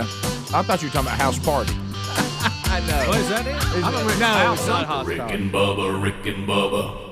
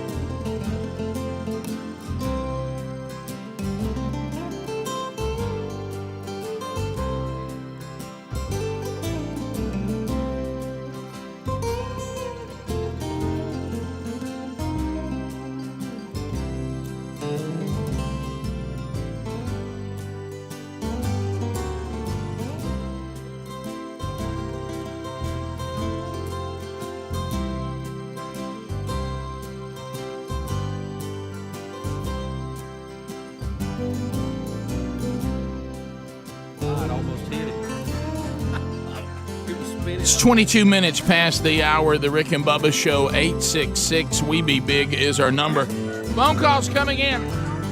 Directory assistant, area code 212. 30 seconds a pop. At the end of 30 seconds, the old buzzer sounds. Your time on the program is done. We move to the next caller. Frankie gets us started. There are some lines available, but they're closing fast at 866-WE-BE-BIG. Frank, welcome to Rick and Bubba. 30 seconds. Go ahead. Hey, thanks for taking my call. Hey, I just wanted to mention one of your favorite places, Rick, and that is, all I have to say is 30A. 30A. As a matter of fact, when we interviewed Tom Glavine the other day, somebody told me he was talking from his house on 30A. And I just wanted to mention, I was talking to Greg that, probably because of COVID this year, normally when you're down there, we were down there this past weekend and the restaurants were full and, of course, no mask. But one thing you didn't see is you didn't see the hostess or the waitresses that were, I think the girls are, say, from Romania, I don't know where that was going. Was he saying they have not been able to come into the country to work because of the flight restriction? Maybe. I don't know. I don't know where that was going. I've never noticed a tremendous amount of Romanians working. I guess I wasn't paying attention. Well, I know at the beach when we go there, we do see a lot of Eastern European students that are here working. That is true, in yeah. school and stuff, and No, you're right. they've probably been very limited on who can. Oh come yeah, in. they can't. They probably can't. They probably can't leave their country. I mean, they need to do like everybody else, go to Mexico and walk in. Thank you, Bubba. John in Alabama, go ahead. 30 seconds. Hey, man, good morning. We love y'all. Thank you. To make sure we throw one name out there for comics, and that's Mitch Hedberg. And, if you never heard him, he does one-liners and two-liners. He cracks me up from start to finish. But he's a guy that's never fails. We get on a road trip, we pop it in. People hear it for the first time. They start groaning and saying, what is this? So is he nasty? By the end, they're talking. Is he just clean? like- Is he clean? He's mostly clean. He's got some dark moments in there. Okay. What was his name? I didn't catch his name. Mitch something. Well, you got to be careful. Anybody named Mitch. Now, what's that guy that I like that wears the suit and he talks about being a dad and he's got all the daughters and he wears like black rimmed glasses and he's very funny too. I said he's clean. I can't remember his name. Huh? He's got a Where's the Netflix. suit? Yeah. Now this guy I don't know. I can't remember the guy's name. Guy, where's the suit? Glasses. Did he just go into rehab a few months ago? Who? The guy you're talking about. You're You know who I'm thinking- talking yeah, about? You're thinking about the. What's his name? He's funny gracious. too. He is. He's and a he's little trying to dirty. make a comeback. He's a little dirty. The one I've seen is totally clean. Like one time, his opening bit was that that everybody had accomplished getting out and doing something. Look, you're way ahead of the game. Look, you did it. You made it out. You're doing something. And then he does the whole thing about. That's it, John Mulaney. Yeah, I don't know him. I've never seen him. That's who you were. That's who you were thinking. Yeah. Oh, yeah. that's an. In I the thought you were suit. talking about John Chris. I can't believe him. You know who the? Yeah, oh yeah, he's back. By the way. Yeah, he is. That's it. Is it I Jim think Gaffigan? No, I love Jim we talked Gaffigan. By the about way, him. he needs to be on my list Yeah. of people. Very funny. So that, but John, it wasn't. It's not. No, it's some guy I never heard of before. Jeff Allen. We've had It's not him John on the Mulaney, show. is it? No, I'd have to see his picture. I can't That's think. who. That's who Adler just showed. Yeah, not John him. Mulaney. No, yeah, I just googled comedian in suit. I can't remember the guy's name. I'm not going to have it. I have to see his picture and I'll find it. But You know anyway, how we like to stereotype names. Like we always talked about. There was always a kid with blonde hair in your neighborhood named Scott. Absolutely. And he'd get after it, but he never really did a lot with his hair. It was kind of wild. But his name was Scott. Yeah. And have you ever met anybody named Mitch that didn't like beer? Ever? No. Every one of them loves beer. You're Have you right. noticed that? Absolutely. Yeah. That's true. It's not. And I've never him, met is a it? guy named Dwayne that didn't play too rough. It's not him, is it? No. Okay. So, Chuck in Alabama. Chuck, go ahead. Just country strong. Good morning, guys. How are y'all? Good. Y'all were talking about comedians a while ago. Have y'all ever listened to Gabriel Iglesias, the fluffy guy? Is he dirty? He has some dark moments, but for the most part, he's just hilarious. I know who you're talking about, but I've never watched him do it. I don't think I've ever heard his stand up. I've seen him on different shows. Yeah. Wasn't he on To Tell the Truth not too long ago or something? Boy, I tell you, I have no idea. I'm sorry. Long shot there. Let's go to Brent in Birmingham. Brent, 104.7 WZZK. Brent, go ahead. Hey guys, I just wanted to see if y'all seen that Babylon Bee article. I think it came out yesterday. 12 ways to be helpful to your wife around the house. That sounds fantastic. Man, I haven't seen it. If y'all haven't seen it, y'all got to look that up. They hit one out of the park with that one. That's great. I'll find that one. I love that. I can't because when you said, I thought, well, there's no way I've missed this one. Let's go to Eric in Florida. Eric, welcome to the Rick and Bubba Show. Go ahead. Bubba, you remember Stephen Wright in the 80s? Yes, the real dry guy. Yeah. Also, I would wonder how does Greg feel about Jeff Dunham? He's not a fan. See, I love Jeff Dunham. Yeah, I think he's hilarious. Greg is not I can't say that word. Ventriloquist. Anybody that talks and interacts with puppets, Greg. Well, yeah, Greg just doesn't like puppet to human interaction, and Yeah, this is way a lot of puppet to human interaction. Yeah. Chris and Coleman, 104.7. But Greg didn't like Alf either. No, he didn't. I didn't either, really, honestly. I couldn't take that show serious. Go ahead, Chris. Boy, something's happened up on one. Hey, good morning, guys. How y'all doing? I'm good. Go ahead. All right. I just wanted to mention Robin Williams. See what y'all thought about that. Robin Williams was very funny. Greg doesn't like him either. We're 0 for 2 with Greg right now. You know, I have to take Robin Williams in the right dose. But he did some very funny things. Y'all are going to make fun of me, but the movie Mrs. Doubtfire was funny. He was very funny in that. Yeah, he's not a beginning to end when he hits the stage with me, but he has moments that are extremely funny in his stand-up routine. But I really now what Greg has a problem with is that he wouldn't just sit down and be interviewed on a talk show. He had to start riffing, and Greg didn't like that. Greg likes when he was Mort from Ork. Right. Did we bring up That's the who I'm talking late about. John Panette? That's the guy I'm talking about. Hey, Tom Papa. Tom Papa, he's funny. Okay. That's a funny guy. He's clean. He's hilarious. Did we bring up John Panette? John Panette. Off air we did. Yeah. Okay. John Panette probably made me laugh as hard as anybody. Yeah, he's funny. Yeah. And he's a beginning to end to me. He's a very funny guy. And we had him in the studio. He's dead now. Several times. Yeah. There was two. You remember that when we gave him that giant chocolate bar that time? Oh, yes. After he lost weight. And it was giant. He did an impression of a baby with a candy bar. You remember putting it under his arm and leaving? He was so happy. In here, I don't know how he is in his stand-up routine, but Craig Shoemaker owns me every time. He's in here. The stand-up real dirty. That's what I thought. Stand-up. I've never seen that side of it. Just talking to him, he is hilarious. But just in an interview, very funny. That's the only experience I have. Yeah. Rick and Bubba.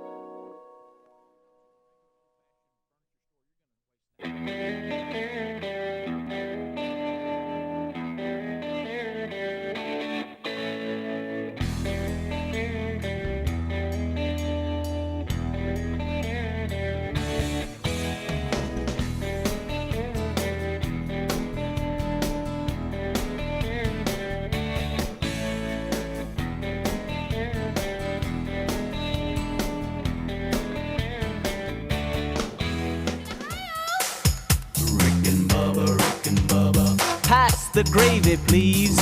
35 minutes past the hour of the Rick and Bubba Show. 866-WE-BE-BIG is our number. All right, 1 week from Sunday is what? 1 week from Sunday. Mother's Day. Mother's Day. Make the move now to 1-800-Flowers.com. We have a special going. It's going to go through. We're going to go through today and then tomorrow. That's it. When tomorrow's over, this special is gone. Why don't you go ahead and handle this? Don't stress yourself next week over this. Go get this done. Pick your delivery date and be done with it. And let 1-800-Flowers.com handle the rest. So here's what you can do right now. Go to 1-800-Flowers.com. You're going to see the little square there where you put in the code right there on the homepage. I want you to go to that radio icon on the homepage, and I want you to enter the code BUBBA. And here's what you can get. But it's going to stop tomorrow. Now, we get through tomorrow night, you're done. So go ahead and move now. You get 24 multicolored roses, and a free vase, and you get that for $34.99. $35, you got 24 multicolored roses, and we're going to throw in a vase. So let's make that happen now by going to 1-800-Flowers.com, enter the code BUBBA. You'll also find the link at rickandbubba.com under sponsors, but be sure you use that code BUBBA to get 24 multicolored roses and a free vase for $34.99. All right, this is only good through tomorrow night, so make the move now and get that done. All right, so there's still a lot of calls. And look, I understand about Jerry Clower. Got it. I was too young. I know maybe two Jerry Clower stories. And I remember hearing them. And I thought he was funny. So I don't know that I'd say very funny because I don't know him well enough. I actually saw him do a stand-up one time. Did you really? Yeah. Did you laugh? Yeah, he's very funny. Were you a little kid then? How old were you? Probably. I like him. I got no problem with him. Gosh, I don't know what year that was. I'd have to look. I look at the venue and see when he was there. But I was probably teenage. Thought he was very funny. Early teenage. I like a good storyteller, and he's a fantastic storyteller, as most Southerners are. I wouldn't have any problem going to see him. He actually was talking about current events too the night I saw him, and of course he was very pro-American and pro-Ronald Reagan, and he was talking about when we when we bombed Libya with Muammar Gaddafi, and he was out there in that bass boat telling everybody about the line of death, and then put that little dot on his bedroom window. Yeah, I remember that. Funny. Yeah, it was. Well, to me though, it's almost like our age. Our Jerry Clower is James Gregory. Yeah. Mm-hmm. As far as Southern comedians, and James Gregory is. I mean, he's side splitting. Mm-hmm. And so, who's your favorite Northern comedian? I don't really have any. No, Jerry. When you said Southern, Jerry. That's all back to the bit. What do you mean Southern? Right. So we go back to if they said right now you got to sit down, and you can only watch 5 comedians. You got to pick your 5. Okay. I think I can do that with no, and because and I would be fine. I mean, I could just hear these guys do new shows over and over again, and I think I would for sure have I've made it very clear Brian Regan would be there. Yeah. Hey, look there's a little man crush there. Hey, we know. Yeah. So Brian Regan, Jim Gaffigan, he slays me every time. So he's got to be in my 5. I'd like to see Jerry Seinfeld. Yeah. Okay, he's in my 5. Now, are we going living or dead? And let's stay living. Well, I mean, let's go living. I want this to be a reality. Okay, so I can't go. Rick, I would also put in there because I think we always laughed pretty hard at him was Mickey Dean. Yeah, but now they said it's got to be living. I know, but we don't have to. I just have him on stuff. the list a minute ago. Yeah, so those 3, I'm almost good at this point. Okay. Yeah, but that's your top 3. Yeah, and then of living. Yeah, and then I would probably put on the list that is alive. Gosh. It doesn't have to be alive, Rick. That's a lot of pressure. No, I'm okay with going with alive. It's fine. Because if I would put John, Bargatze doesn't make the list, does he? I don't. He maybe. I don't know him well enough yet. The last bit I saw was a pandemic bit, and people were spread out on tables. Mm-hmm. In the end, there was no energy there. But him dealing with the helicopters coming over, and so you haven't seen the original Tennessee Kid? I have. First, you have. Okay. And I did laugh. I did. I had some big laughs. Now, did I laugh from beginning to end? I thought it was funny. Yeah, he is funny. Very. I just said, is he very funny? I think he's super very funny. How about he's funny working to very Now, funny? are you only going with stand-ups on stage, or Yes. do monologues count? No. No. I'm talking about I'm no, going to yeah. see a stand-up comedian come out and do a So set. even though I don't care for his politics, David Letterman was always funny to me, even doing his monologues. He wouldn't be on this list. Yeah, and So I can't put David Letterman. Can on I? there? Can I also? I can't put him on. You my can. list? You can. I've never seen him do a stand-up. comedy show. I didn't know he But was his a stand-up monologues. guy. I mean, that Well, my was, God, now we that's into kind of Johnny- like stand-up. Now we're into Johnny Carson. Johnny Carson was pretty funny. So, but I'm talking about I'm going to That's just a stand-up every I'm night. going to a theater. A comedian's walking out, and little he's going, mini stand. he's going to entertain. So, am I allowed to wash away their shame, to where even though they've fallen from grace, they're still alive? Yeah, I'm trying to get Bill Cosby on the list. Rick, here's the thing: it's who you want. Who we're not going to say. Look, nobody's going to judge this on political. It's who you want to see make you laugh. That's the bottom. So, Bill Cosby would be on the list. I would like. I can't believe well, you put him on the list. Wait a minute. That'll We be are an email married. today. And I would like to say there's a comedy circuit this fall, and these are the people you're going to see now. And so Bill Cosby wouldn't be on. Okay, that so list. I will put Frank Caliendo on my list. Yeah. Okay. He's never ever not entertained me. I mean, I have been entertained by him every time.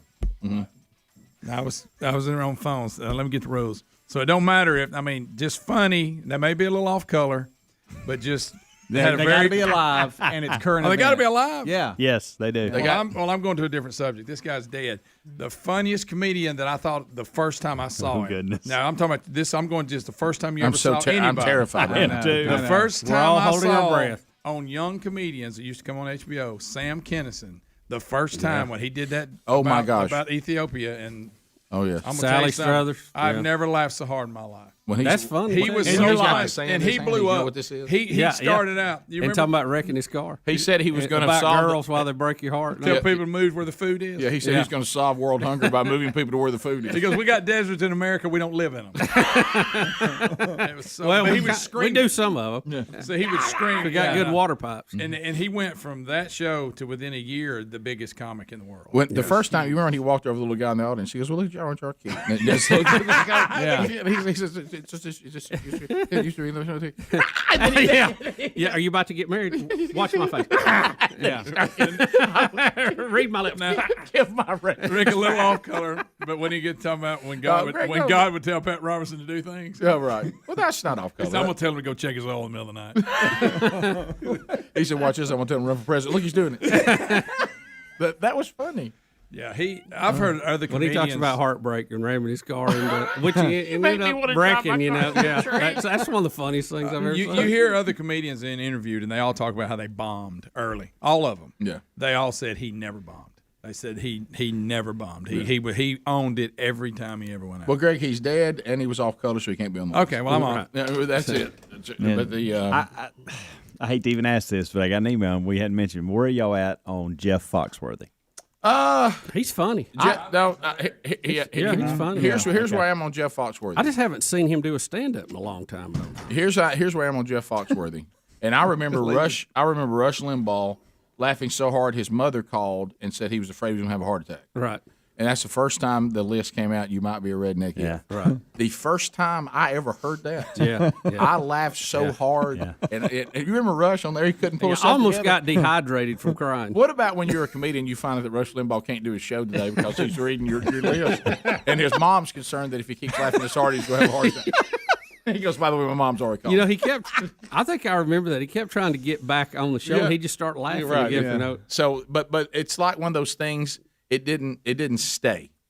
You know, it's like the first time I heard him, I completely lost it. but he's funny. He's a funny guy. No doubt he's funny. And Larry the Cable Guy. Yeah. How do you?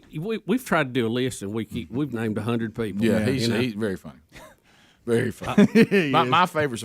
Greg and I. This, Greg, you have little things you like your favorite. Yeah. I'd never heard about to do this. Of course, we do it now. We adopted it into. He came into our lingo. Okay, we adopted it and we do it different ways. I'd never heard a comedian say something, and he said, "I tell you one thing, that right there is funny, and if you don't think that's funny, just get up and leave." Because I got to tell you, that's funny right there. He's even acknowledged his own. And if you don't think that, you just get up and leave. You don't know. So, because you ain't gonna like the rest Rick, of the show. who was the other guy on the blue collar comedy tour? That Bill was so, Engvall. Yep. Engvall's funny. Gosh, he's funny. He is. He is funny. Not a top five. but fun. He's pretty funny. No, Buddy, there you go talking again No, before he's you push the absolutely button. funny. He's absolutely funny. What do you say? But we're talking top 5. I mean, we're talking. But you're killing me from. Did you add your 5th one? I didn't. I'm considering. Now I'm gonna tell you, Ron White. Hey, too now, off color. He is, but I'm gonna tell you something funny. My favorite line, and no, there's many others. Okay, but I'm staying in the. Is he one that drinks the whole way? I'm staying in the clean deal. Yeah. When he said that this guy came into him and he talked just like the guy talked, saying that he'd camped out for 3 days for Garth Brooks tickets, and he has that drink in his hand. He goes, "I wouldn't camp out for 3 days if I was camping."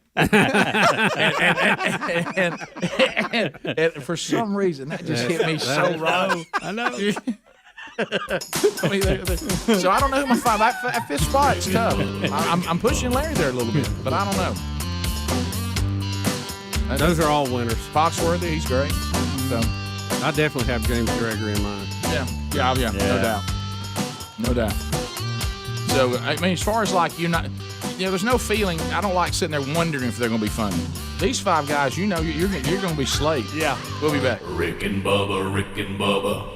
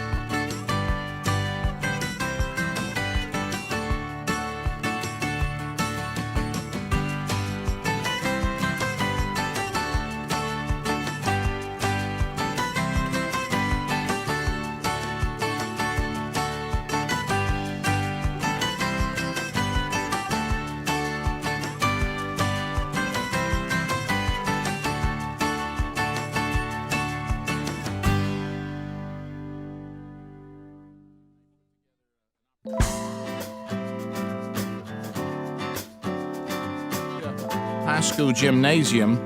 They're in Summerville, Georgia, and it is free, but you do need to secure your free ticket so they can get an idea of how many people are coming. The details are right there at rickandbubba.com under upcoming events. Sunday, Man Church, the second Man Church for First Baptist Church there in Colquitt, Georgia. We'll be there on Sunday night for their second Man Church as they roll through the curriculum as well. That's also a free event. You can find the details there, and you can be part of that. All that at rickandbubba.com under upcoming event. Can't wait to see you guys this weekend. All right, so we're going to close out comedian talk because the callers have asked a question that I think is interesting, and it is they have not heard us mention one female comedian, and honestly, I can't really think of a female comedian that would even be anywhere near the top five. I normally do not. I don't think there's as many of them as a whole out there. And I'll tell you this: most of them I've tried to watch are nasty. So you're kind of like, yeah. The only who was the one from Saturday Night Live that Tina Fey? No, that Cassio made her daughter cry. Victoria Jackson. Victoria Jackson was funny. I saw her very funny. Yeah, she did a good job. I normally am not drawn to see a female stand up. I did stop, and I told y'all this off air, on Ellen's stand-up, and it was a rerun, of course, and it was an older one, but I found myself staying with it. Ellen is funny, and that probably of the female comedians, that would probably be the one I would probably watch an entire monologue. But I normally just, there are just certain things that you're just not drawn to, and there's something about the frequency of the female voice that I have to be real careful with that. That's why I can't handle them in sports broadcasting. Just that frequency, it just doesn't work. It works in some certain things, but not in that. Now, Rick, if you were in the roast format, Don Rickles would be my number. Oh my goodness! Let me tell you something. Now he couldn't work today in today's environment. I mean, he would just. What would he tell the crazy left today? You think? I don't know, but I mean he would be run out of town. I mean he couldn't do his Rick, stuff. when they used to do those celebrity roasts, they'd bring Don Rickles in. He was always the cleanup hitter. Boy, he went after everybody else so he could make fun of everybody. He was fantastic, but you couldn't do it today. All right, we'll wrap this up with your phone calls and we'll move on. Teresa in Alabama. Teresa, go ahead. Welcome to the program. Good morning, guys. How Good you doing? to talk to you. Thank you. Great. Hey, we're going to get a little closer to home with this one. Darren Knight, the Southern Mama. No idea who It's that. fantastic. Never You heard of that. don't know who Darren Knight is? Never heard. I of don't it. think so. I'm never not heard familiar with him either. Let's go to Jennifer in Prattville. Jennifer, welcome to Rick and Bubba. Go ahead. Hey, good morning, guys. Hey, Jennifer. So I don't think that this guy has been mentioned, and I'm going to go with a very good comedian, Tim Hawkins. Yeah, Tim Hawkins is funny. Is it Hawkins with an S or a singular? Tim Hawkins. Is it Hawkins? Hawkins with an S. And Rick, he's funny. He is very funny. I've totally looked over one on my list, and that's Jim Brewer. He did Goat Boy. Yeah, Jim Brewer, I think, I like his stand-up, but I like him in skits probably the best. Yeah, well, I mean, when you have Goat Boy, it's hard to work around that. Yeah. But he is a very good stand-up comedian. Yeah, he is. And the first time, and you mentioned him, but first time I heard Henry Cho, I laughed my head. And that's another Henry one. does a That's very another clean one that's, show, that's and it's clean very funny. funny. Let's go to. I did not find this guy funny, by the way. David in Montgomery, and I know Greg didn't. We've discussed it. Oh boy.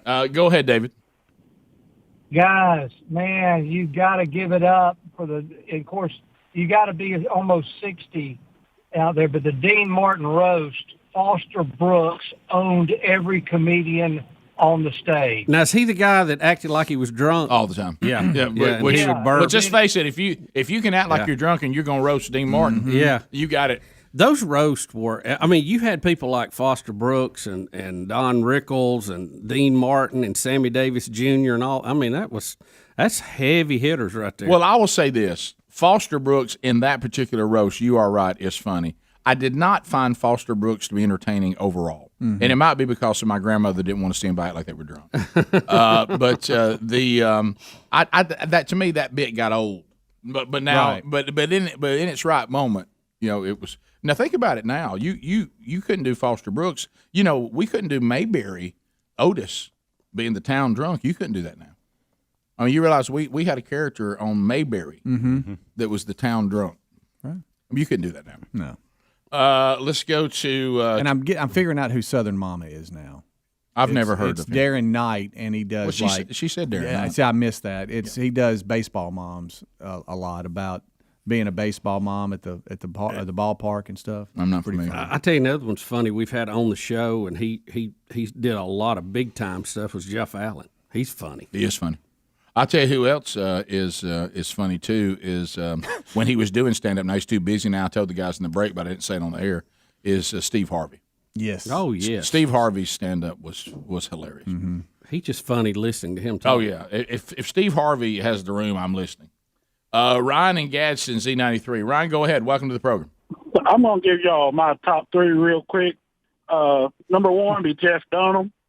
Number two, Gabriel Iglesias, nicknamed Fluffy. And number three, the America Got Talent winner would be Dorsey Lynn. She does a ventriloquist comedy / singing. If you ain't seen her, she's amazing. Well, I know Greg wants no part of that. Let's go to Leslie. Leslie, welcome to the Rick and Bubba Show. Go ahead. Hey guys, y'all were asking before about clean comedies, and Dry Bar has a great channel on YouTube and of course an app and a website, but they've got some great comedians on there because it's all based out of a place called Dry Bar in Provo, Utah. And they've got comedians like Leanne Morgan, who's been at the Comedy Club here, and then Landry is always one that we go back to and watch over and over again. Mike Goodwin, Caleb Elliott. They just got some great comedies, and they do like little short ones and then do full specials.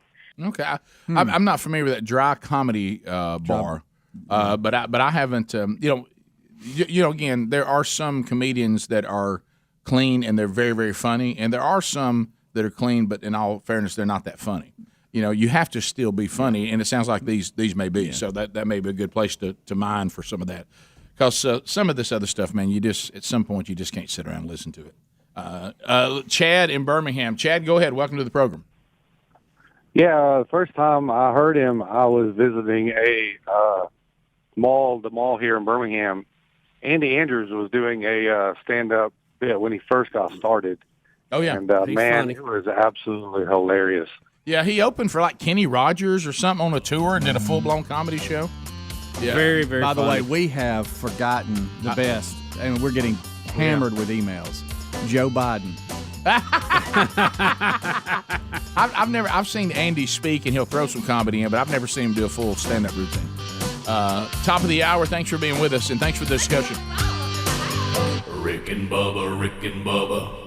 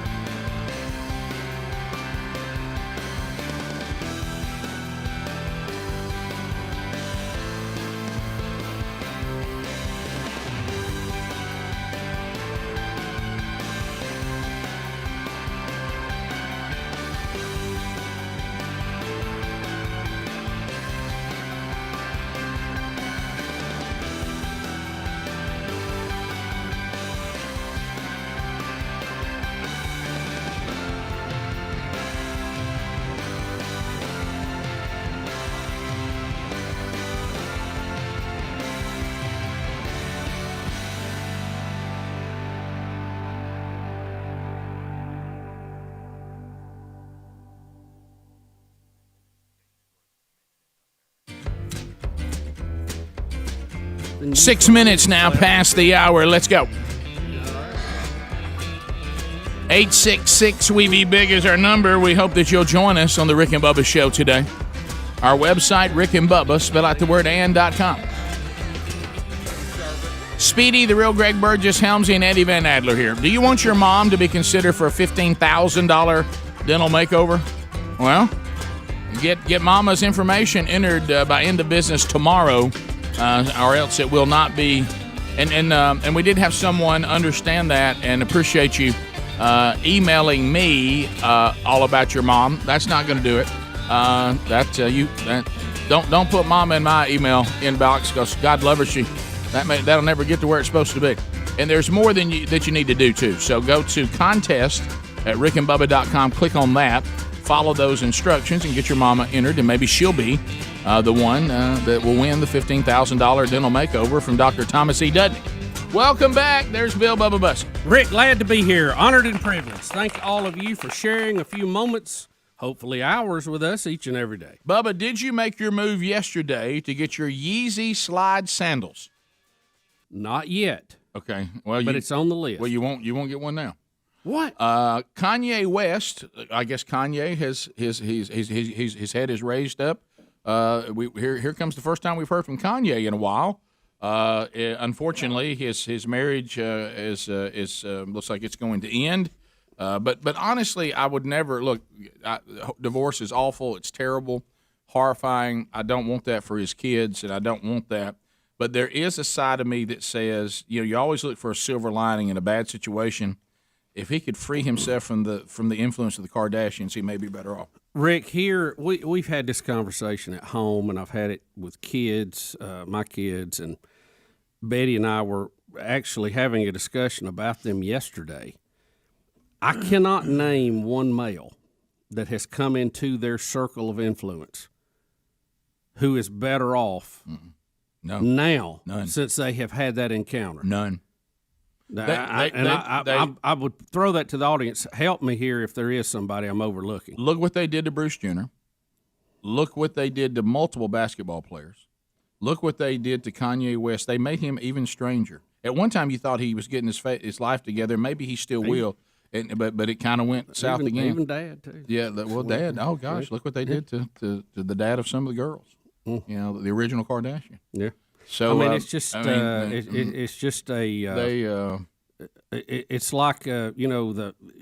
Oh, here it is. Look at the people. Look at this heap of men. I forgot what they've done. What was that all about? Well, there's just apparently it's a long list of. They turned that guy into an alcoholic. And look at all the people that they've just I mean, it's just a heap, a trash heap of men they've destroyed. And I mean, even on this list, they have O.J. Simpson. I mean, I'm not saying indirectly. I'm not saying that they directly caused it, but I'm saying once you came into that circle of that crew, look what happened. But they turned Bruce Jenner into he thinks he's a woman now. I know. Can it get any weirder than that? Rick, you mean the world's greatest athlete that we all celebrated as the triathlon, or was it triathlon? Decathlon, the 5 event. That we all saw him. Was it 76 or 80? 76. 76, because it was a bicentennial year. Yeah. It couldn't have been more American for him to do that. And there wasn't anybody more manly than Bruce Jenner. Can I tell you what's sad? Do you agree to that? Yeah. Can I tell you? He had that. He looked like the world's greatest athlete. He had what we would call going on. He had it going on times 10. Yeah. Well, let's go back to this. Sadly, in 76, he represented America, and sadly now he represents America. His state right now is pretty much our country. Yeah. Rick, a bunch of confused people. In a sad way, if you track the man we used to know as Bruce Jenner, it kind of follows the country. It really does. That's a great. You know what? That's a great observation on your part. Thank you. And that had slipped my. Yeah. He always my represents observation. You watch Bruce Jenner for the state of the country. Oh my gosh. Yeah. So we're confused. Where a lot we going right next? Well, stand by. So Kanye West, he's also a designer, and Yeezy slide sandals sell out the same day, leaving some on Twitter confused. They don't know why they can't get them. Kanye West Yeezy footwear line, which I know, Greg, you're familiar with, with Adidas.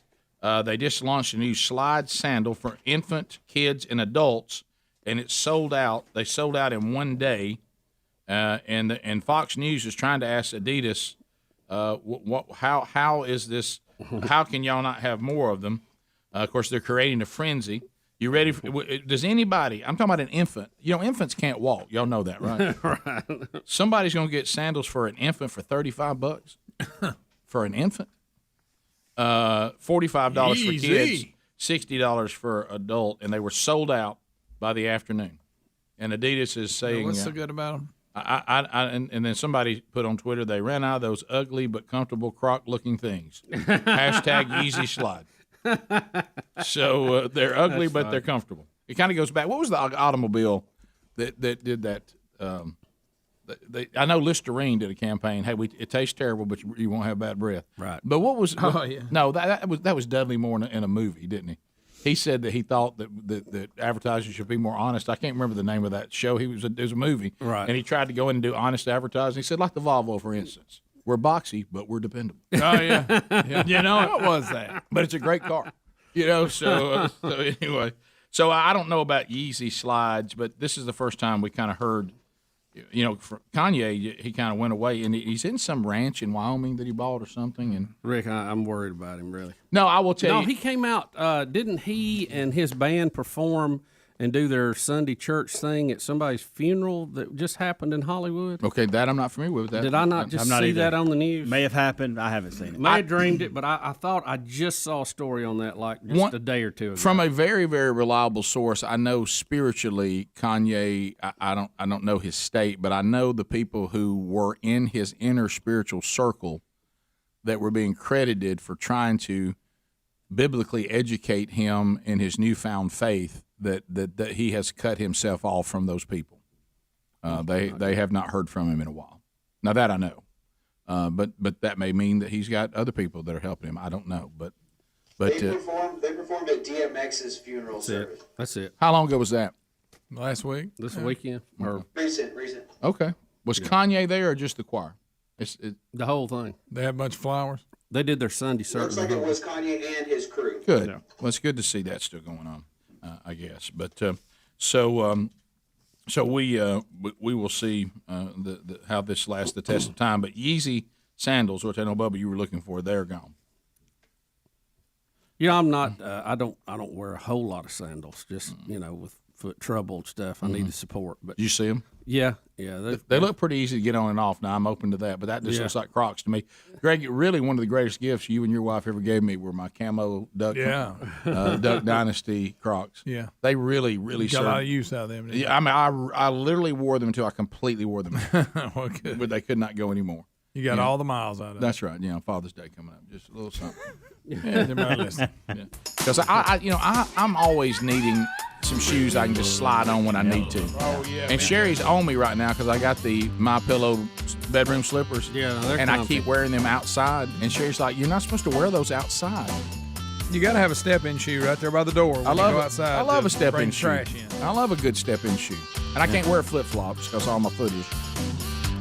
Interesting. Yeah, I was forbidden to do it. I never liked flip-flops. Rick and Bubba.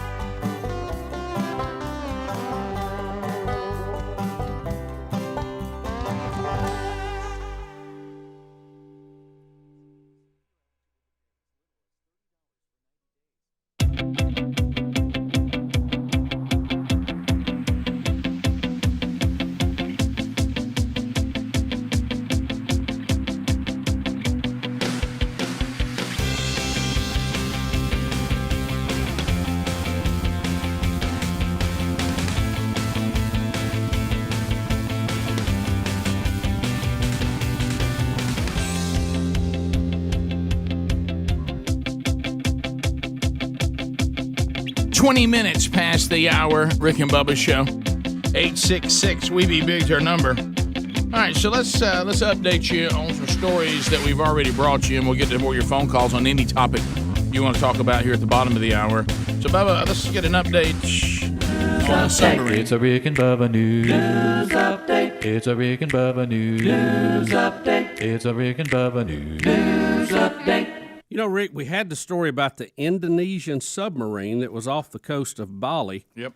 And they lost control, went to the bottom of the ocean, Yep. and there was attempts to try to rescue or find them, find out what went wrong. They knew how much oxygen they had on board, but they didn't even know if they had survived, and apparently it looked like they didn't at the time.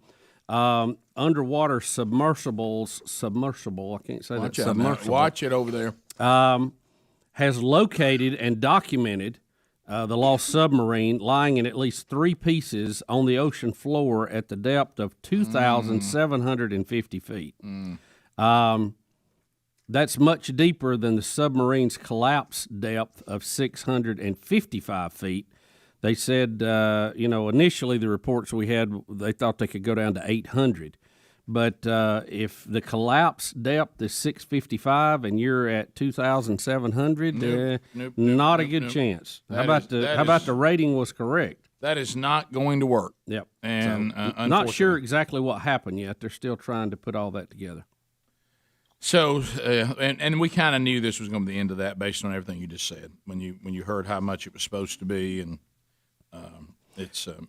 You know, I had told you, we were talking at a break, I said you would hope that they would have some emergency procedure, and I don't know submarines, but I assume they had some kind of last-ditch effort thing if you had lost all power to do. And they said on this one that it did have a an emergency chute or some kind of balloon that it could, put out, and it would carry it to the top. But because they think it had an electrical failure, they were unable to execute the emergency procedures to resurface. So how about I don't want that particular piece of equipment to rely on anything else. I want like one battery for it and one lever to pull. Yeah. So anyway, the submarine, unfortunately, it did come apart. Yep. So there's the update on that 53 dead. Yep. 50. Oh, wow. There were 53 people on it. I think that's what the number was. But I had somebody email me over the weekend, and I saw some of it too. And this is not submarines, it's air disasters, but that's Smithsonian Channel. They did a marathon on air disasters. Why do I watch that? do not watch that. Gosh, I saw the one where the fighter jet cut the cockpit off the end of the plane, flying under it and wasn't paying attention. Rick. Cut it. Sliced it like you took a knife, and the pilots just sailed off away from the plane. The plane just dropped. Like, you don't. Yeah, well, they won't do that with without the controls up there. If you don't have a cockpit, it's bad. Yep. Yeah. So also now you were telling the headline on this federal judge thing. It's not exactly what it says. Well, this was one of the cases that was being made against letting the trans athletes play in female sports. Yep. This went back to Connecticut, where we had two transgender students who, and I'm using a term here, ran away with the records at their state meet for females. I guess they would. And several girls, let's see, 1, 2, 3, 4 had sued the Connecticut Association of Schools and several local school boards, claiming that these trans athletes had an unfair biological advantage. Because they do. But the U.S. District Court dismissed the case because he said that the two trans athletes in question had already graduated, rendering the case moot. So he basically said they've graduated, so it's no longer a point. I'm just dismissing the case instead of dealing with the meat of what the case was actually about.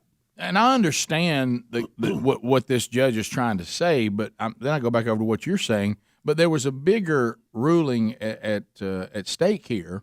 You need to decide, and it's like they're wanting to deny something. What did Scotty say? You cannot deny the laws of physics. Right. They're always talking about following the science, and it's like the left, they don't want to be forced to follow the science of gender. That males, Rick, they don't want to follow the science in a lot of things. They only say that when it's good for them in a particular situation. Yeah. Male and females are equal, but they're distinct, and they don't want to look at. You don't even have to have a biblical worldview if you don't want to. Your own biology and the science will tell you that. But and so we've talked about this ad nauseum, but somebody's going to have to make a decision here at some point about the muscle mass of biological males competing with biological females. After puberty, it's different. This has to be dealt with. And we've talked about it too. There's no need to just keep hounding on this, but you can do surgery to change your body. Yep. You can take hormones to change the hair on your body and other physical attributes. But at the core, did I say something wrong? Hormones. It's all. Did I say it wrong? It's always hormones. Greg and I just get tickled. We don't want to bring it up, but No, we it's get not a big tickled deal. with What is it. it? It's What- hormones. You say hormones. You say hormones. And Hormones. And we usually let it go, but Greg and I always look at each other. Well, you always Actually- you always wonder if you said something. You're like, what did I say? No, you're good. It's just Hormones is that sound you make when somebody pulls your hair. Well, you use hormones to grow hair. Hormone. I'm sorry, Greg. But when you get back to the base of all of it, you still have XX and XY chromosome, and that's the truth. And there is no procedure to change that. Now, also something that the LeBron James people of the world always want us to do is what we need to get. We don't need to just hate people just because of any category, kind of like what Tyler Perry was trying to say. You need to take the time to understand what people go through. You don't know what minorities go through, and you don't know what happens in this, and you need to understand what happens. But now a black Los Angeles police officer has said, well, if this is the case, why don't you, LeBron, he's been written a letter to LeBron James, why don't you sit down with me, a black Los Angeles police officer? I work in an area of the city called Skid Row. I've been here for 2 decades. I would like to invite you. You know, we're always talking about everybody must understand the plight of fill in the blank. Well, why won't LeBron James understand the plight of what it's like to be a Los Angeles police officer? And this policeman says, why don't you and me sit down and let's have a talk? No cameras, no anything. And I want you to just understand what it's like to be a Los Angeles police officer for 2 decades in an area of the city called Skid Row. I want you to really understand what we go through. You're welcome to your opinion, but it needs to be an educated opinion. So why don't you take the time to sit down with me and have a face-to-face discussion, and let me tell you what it's like to do what we do. LeBron is very high profile. What he says is going to matter to a lot of people, and I think this guy makes a great point. You're not educated on the big picture of this thing because you're isolated from what we go through. I'm a black man too. I'm a 2-decade veteran of this police force, and he said, look, no cameras. We're not trying to get a spin. We're not trying to get one up somebody here. Just come and sit down and talk to me one-on-one. And let me give you the other side of this that you may be missing. He said you created more hate against us when you tweeted targeting a police officer in Ohio who saved a young woman's life and said what you did was irresponsible and disturbing. It showed a complete lack of understanding of the challenge of our job in the heat of a moment. You basically put a target on the back of a human being who had made a split-second decision to save the life of another black woman from a deadly attack of another black woman with a knife. And instead of apologizing, LeBron, you just deflected. You took your tweet down, but you never, ever explained that you were just wrong in what you tweeted. And it's time for you to actually understand what we do for a living and at least be educated on your comments. It's a reasonable request. We'll be right back. Rick and Bubba, Rick and Bubba.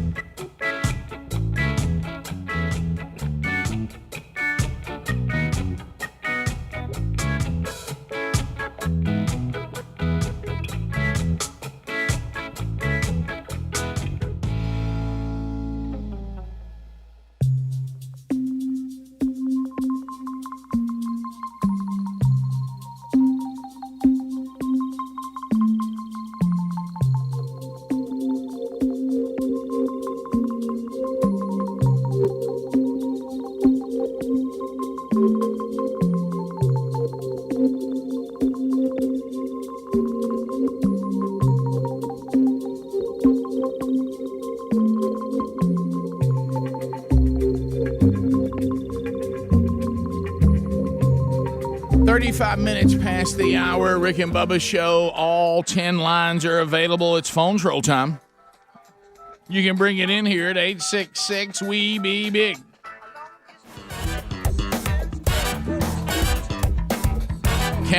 We got Harry Murdahl standing by, ready to line up your phone calls and let you chat with the boys here at 866-WE-BE-BIG, and we look forward to hearing what is on your mind. What do you want to talk about?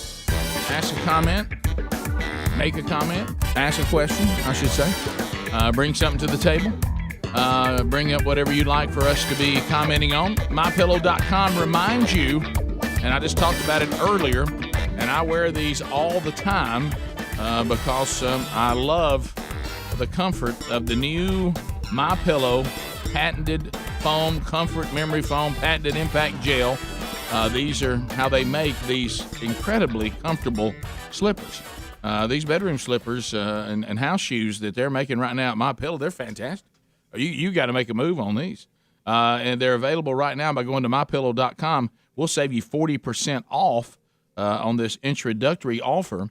If you will go to MyPillow.com and put in the promo code Bubba, you can get these slippers in either slip-on or moccasin style, and you can get them at 40% off, and we love them. Of course, they'll come with a 60-day money-back guarantee like all products at MyPillow.com and a full 1-year warranty. So if you don't have yours yet, make the move to get them before they're gone.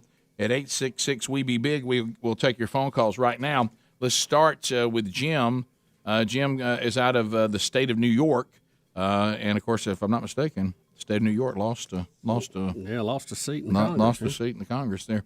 And lines are available if you want to get in, too. Jim, welcome to the Rick and Bubba Show. 30 seconds, buddy. Go ahead. Good morning, guys. I'm just wondering if the politically correct people found out that the doctor who developed the COVID vaccine, let's say 10 years ago, had been disrespectful to women, or if, let's say, 20 years ago he laughed at a trans joke, would demand that the vaccine be pulled off the shelves because he was an evil person, or would they demand that he, let's say, apologize and the vaccines all be held up for, let's say, 6 months until he appropriately apologized? I mean, we're going to pull other stuff off the shelves. Has anyone checked the history and every comment that was ever made by all the people that invented the vaccine? Well, no, it only works for one side because, I mean, we've seen things that Biden them did, and they just overlooked. Oh, yeah. You're right. We've already seen that. Don't make me run the Clinton list. Oh, my. You talking about the work he's done for the plight of women? Oh, yeah, he has. He's done a lot for them. How he's tried to stamp out misogyny everywhere he goes? Yes, he has. But the way he's doing it is somewhat questionable. Brandon and Aniston. Brandon, go ahead. Welcome. Oh, thank you. Monkey Grass and Green Acres for one. I love you guys. Thank you, buddy. Really are a blessing. Thank you. But what I was calling about is relating to the video of the incident where the cop shot the lady. There was a lady on the ground fixing to get kicked by a grown man, and nobody said nothing about that. You know, I've seen the still shots of the video. You know, the woman wielding the knife, trying to stab the other woman. And the knife is on the way to her. Oh, I mean, she is about to stab. Yeah, but I have not seen. Someone mentioned that there was somebody about to be kicked by a man too. But the bottom line is, this officer reacted in a way that the situation caused. And as the officer was saying to LeBron James, even LeBron James took his Twitter down when he didn't have the facts of the case. We also saw, a Black Lives Matter. Yeah, is that the kicking when he saw the guy just kicked the woman going back the other way? Yeah. Yeah, right there. Yeah. I see that. Now, who is this? Is this just another woman that's part of this melee that's going on? Wow, he kicked her really hard in the back of the head. Yeah. So, I don't, it doesn't look like that this policeman showed up at a prayer meeting and started firing on people. No. No. The situation. The girl in the pink jumpsuit is about to be stabbed, probably killed. Yeah. If he doesn't shoot. So. Right. And I don't know what else you can do. No. So if you don't want to be fired upon, you probably don't want to be in the situation when the law shows up, and you probably don't want to take a knife out and try to kill somebody in front of a policeman. Right. Let's go to Sarah out of Birmingham, 104.7 WZZK. Sarah, go ahead. Hey, my father-in-law is a farmer, and they're actually PETA is trying, I know it's no surprise to you guys, to pass a law to where it's sexual abuse to artificially inseminate different types of cows and such. Well, I don't know how to break it to PETA, but we have people who struggle with fertility that are human beings. Yeah. They say that's okay, you know. Well, they sit around trying to come up with new angles on stuff all the time. So here's what I'm not surprised by that. I'd like to tell PETA, we don't even need all of your passion. I mean, all of they're just a perpetuating organization. That's all they are, y'all. They know that they can go over to the people who love animals and mean well and soak them for a bunch of money. And how many more times, like Bubba said about the Clintons, how many more times have we got to see PETA not doing what they say they do and living a different way than they put on their billboards, and nobody hold them accountable? Yeah, you remember the North Carolina case where they were killing all the dogs, Yeah. remember? So we just got to all learn to tell PETA to have a Coke and a smile. I mean, it's almost like it's silly to even listen to them. They started off, I'm sure, maybe a hope with the right mindset. Well, I think but trying they don't to have stop it now. puppy farms, which everybody's against. But they don't have But it. now it's turned into I can't wear what I want to wear, I can't eat what I want to eat. Yeah. Let's go to. I don't take checks. Yeah, let's go to William in Gadsden, Z93. William, 30 seconds. Come on. Yep. Good day, y'all. Thank you for taking my call. I just want to say that men and women ain't equal. The differences are biological and designed by God. You can't treat people as equal when they're not. It's plainly obvious that these people are sick in the head and they need help instead of being coddled and given hormone treatments. Thank you for having my call. Have a good day and stay white. What that last one was? I don't know. But no, they are equal. They're not the same. They're not distinct. They are distinct, but they're absolutely equal. A woman's life is equal value of a man's life. They're just distinctly different. Now, if you don't think that, you got a screw loose. But hence the last shout out he left us. But they are distinctly different, and to keep pretending that that's not the case is really silly. And I will agree that it doesn't help people who probably need some help. Well, I mean, it was a medical condition up to a few years ago when they were forced to reclassify that. Yeah, and we've also had doctors that went all in on giving people the sex change operations, and they've come back and said what they did they regret because they found that most of these people have struggled, and it's actually made their situation worse, not better. You saw that paper we had from a doctor who'd been doing these operations, and he said, I thought I was doing a noble thing, only to understand I really was doing something very damaging. Let's go to Jeff in Alabama. Jeff, 30 seconds. Go ahead. Good morning, guys. Hard to follow up on that one. You're talking about funny people. He's not a comedian, but he's a Southern guy. Louis Gazard could tell some stories now. Yeah, he was funny. He was funny. I mean, the kind of Mark Twainish of his day. Greg, I know you were a big fan of Louis Gazard. Did you feel that? Yeah. Nothing against it, just not my thing. Yeah, I don't really fall in that category. Right. It's Rick Bragg does a little kind of. I like Rick Bragg. He does Louis Gazard kind of stuff.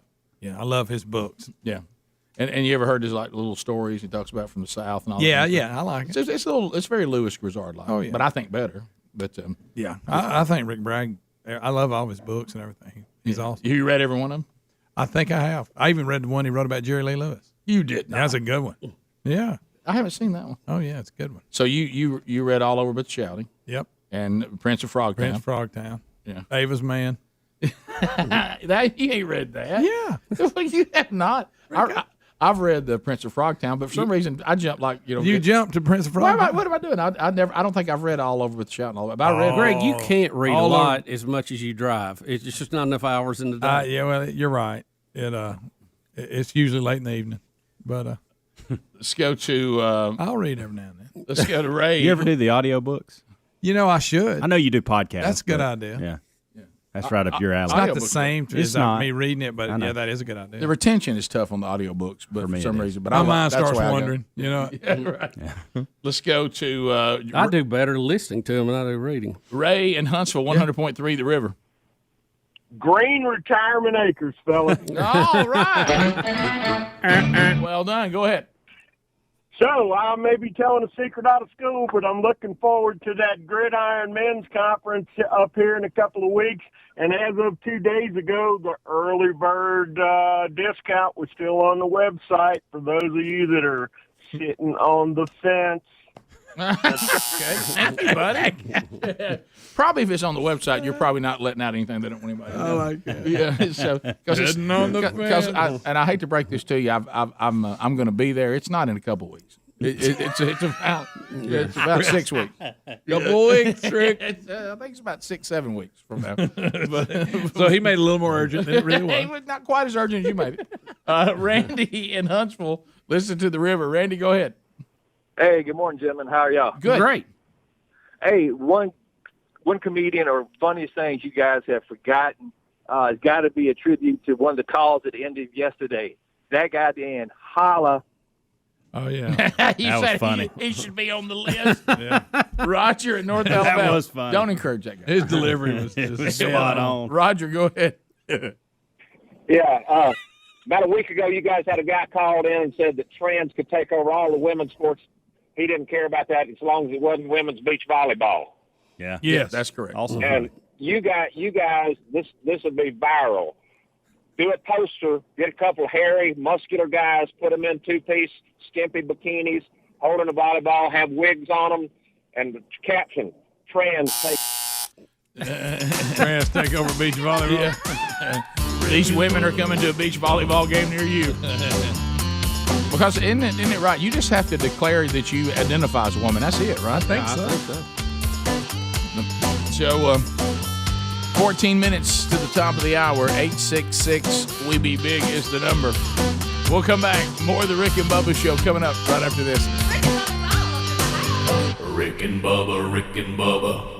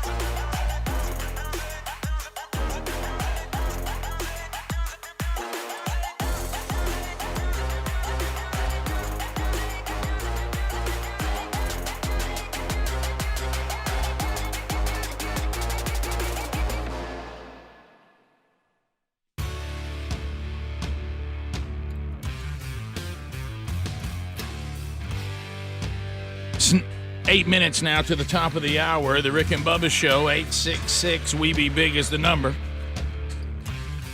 So, little story today is picking up a little momentum involving Bubba John Kerry. John Kerry seems to be upset about something. I don't know what it is. He seems kind he looks kind of sad, really. He does. They're saying now that I don't know what it could be.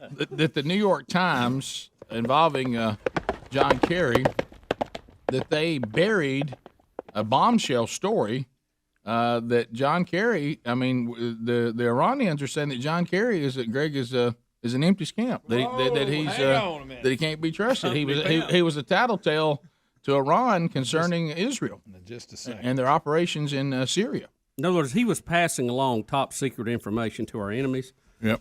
That's a big deal, guys. By the way, say that line again, because he was passing along top secret information to our enemies. I'm not sure why. I don't know what the goal was in this. I think President Obama was more interested in evening out the power structure in the Middle East, thinking that somehow that would make everything better, but it really doesn't when one side's kind of good and one's bad. Well, you have to understand this thing of you cannot address a problem until you understand the problem and know how everything works, because then don't try that ain't going to work. Well, here's the thing, that the New York Times did a story on this, and it was a 26-paragraph story, and they buried most of this information down in paragraph 21, where this really should have been the top of the story. Well, yeah. And they say that former Secretary of State John Kerry informed him that Israel had attacked Iranian assets in Syria at least 200 times, to his astonishment. So now Kerry is saying that the story is false, of course. Unequivocally false. Yep. Of course. Better known as saying, Who? I didn't do it. Who, Rick? Who? Well, he seemed pretty down about it because he certainly had a long face. He looked kind of like he was. So that they're just going. We know what's going to happen here. John Kerry's going to say, Please look. He's going to look at that picture. John, which one is he? Fine, John. So it's the story about John Kerry I'll never forget is when he was instrumental in his home state of passing the law about the higher tax on the rich, and one of them was luxury items. Got to go get the rich, and they were wanting to tax yachts and the fees to store your yacht. They were jacking that up and putting an override on that, and then so he was instrumental in passing that, and then moved his yacht 300 yards to the next state so it wouldn't apply to him. Yep. Yeah, that's right up. I mean, that's classy, isn't it? Well, that's the ruling class. That's how they operate. You remember he already told us. I don't remember all the details, but it was that was basically what it was. I'll tell you what the truth is. He moved it where the taxes were lower. Yeah. And don't forget, he's already lectured us, though. No question what he does, Bubba. Remember we started talking about the carbon emission? We started talking about him flying around doing the speeches about carbon emissions. John Kerry he don't know more about that than what somebody's told him. You don't know how important he is. Peon, pauper. You know what? Peasant. Hey, Rick, you're right. I certainly don't know how important he is. Right. I mean, he's doing. I don't think he's all leave that him smart. alone. He's a he's got talent. He's good at marrying money. I'll say that. Bubba. That worked out. How about shifting over to football? Julio Jones is being made available in a trade. I mean, this is like one of the greatest players. What they can get for him? One of the greatest players in Atlanta Falcons history could be on the move before the 2021 season. According to multiple reports, the Falcons are making the superstar available in a trade. Yeah, I think the Falcons have found themselves in a position where they have some needs that need to be addressed, and they have a draft pick, and I think they're really struggling with the salary cap too. So trading Julio Jones would be big for them in that they would free up the money and could probably get some pretty good players for him to add with their draft picks this time. So, they're talking about long-term of the team, although when he is healthy and he is playing, he is almost unstoppable. Well, they say he's still probably one of the best receivers in the league. They currently are less than $1 million in cap space. That's all they got. Yeah.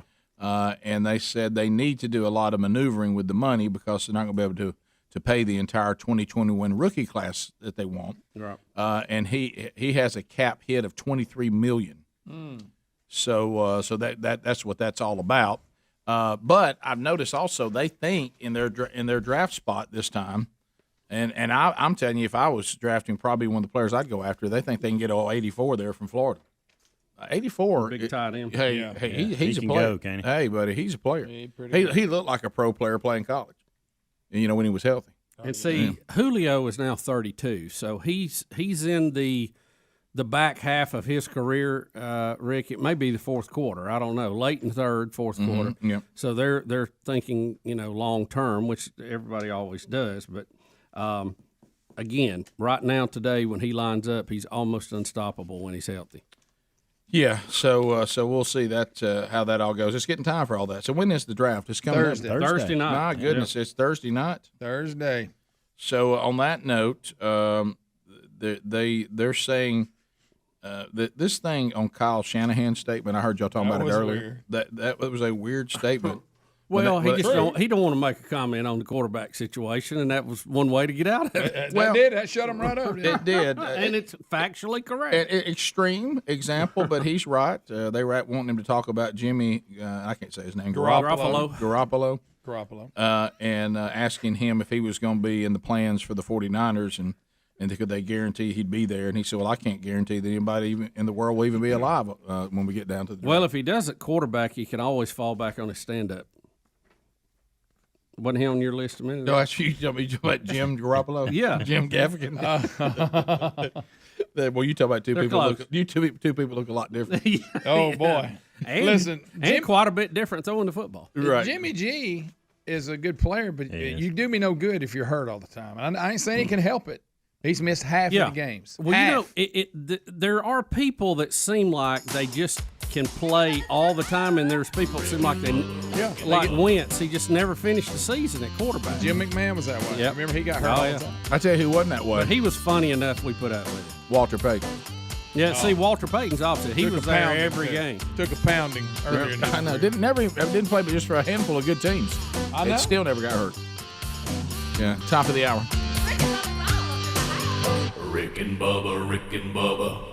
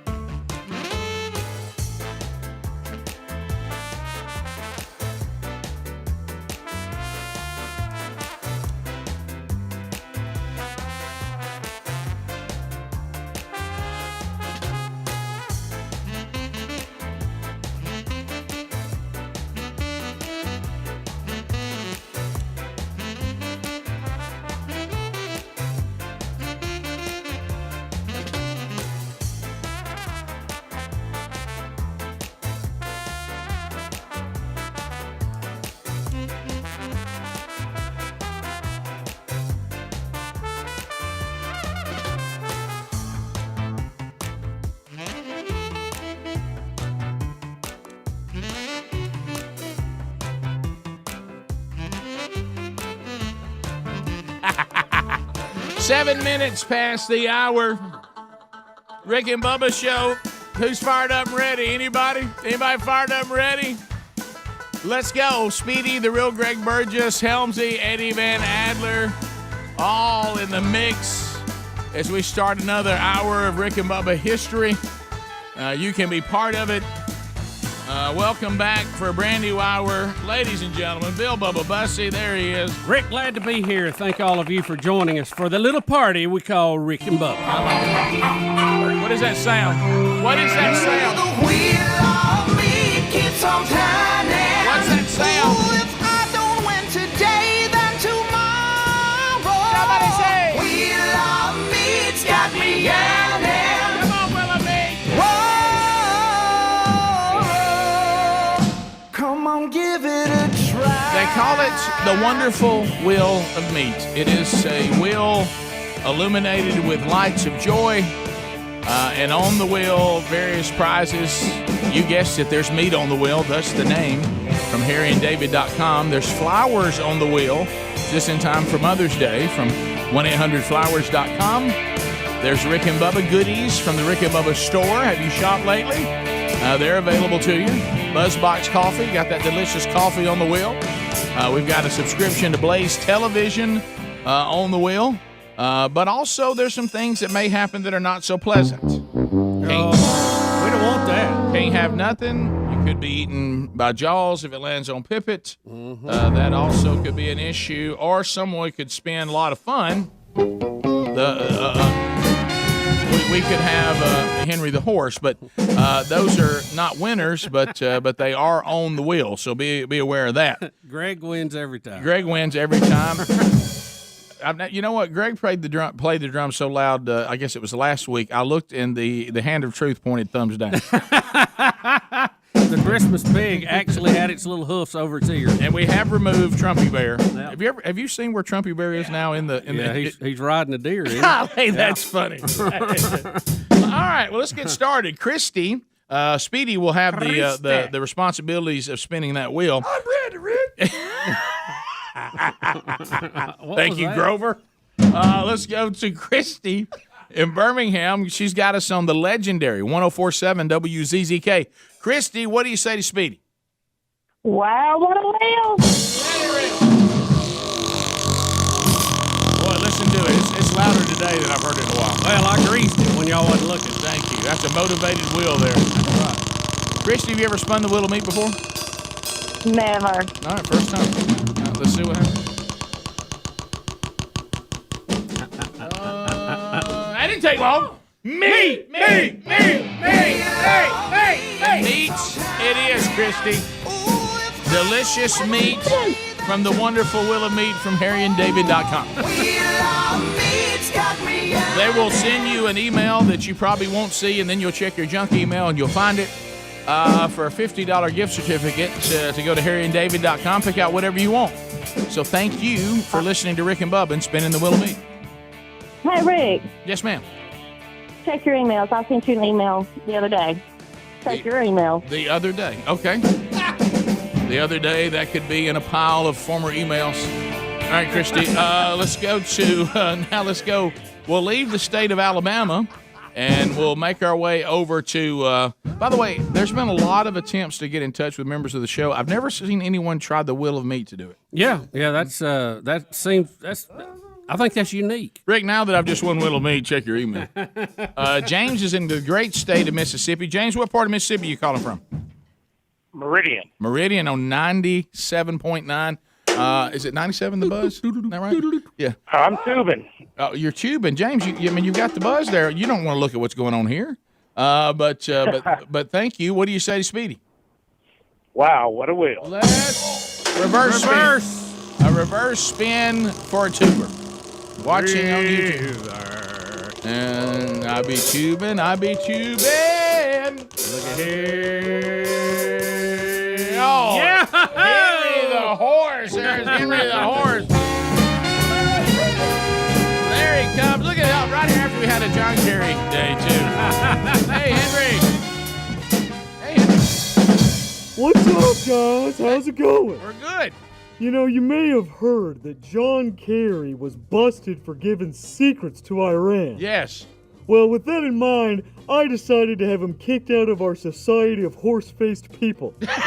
I proposed it, John Elway seconded it, and then our chairman confirmed it, Sarah Jessica Parker. So he's out!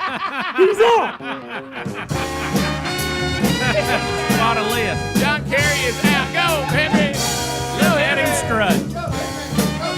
A little West Coast strut from Henry.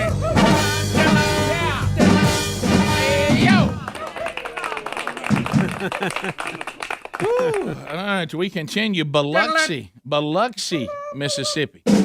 Mark is standing by. Mark, how do you get the show in Biloxi, Mississippi? I'm a tuber. Boy, it's a big tube day here. I guess I was thinking, see that thing light up. All right, so Mark, what do you say to Speedy? Wow, what a wheel. Let her in. The pride of Mississippi, Calvin Speedy Wilburn, spinning for a fellow Mississippian. Let's see how it goes. The Avenger pinball machine lit up and loving it. Greg It appears to agree with it. Greg playing softly on the drums. Right, just barely hearing. Yeah. Me. Boy, it was almost can't have nothing. Hung on a peg. Boy, you went from meat almost to nothing. Congratulations, Mark from Biloxi, Mississippi, watching on YouTube. We'll put you on hold.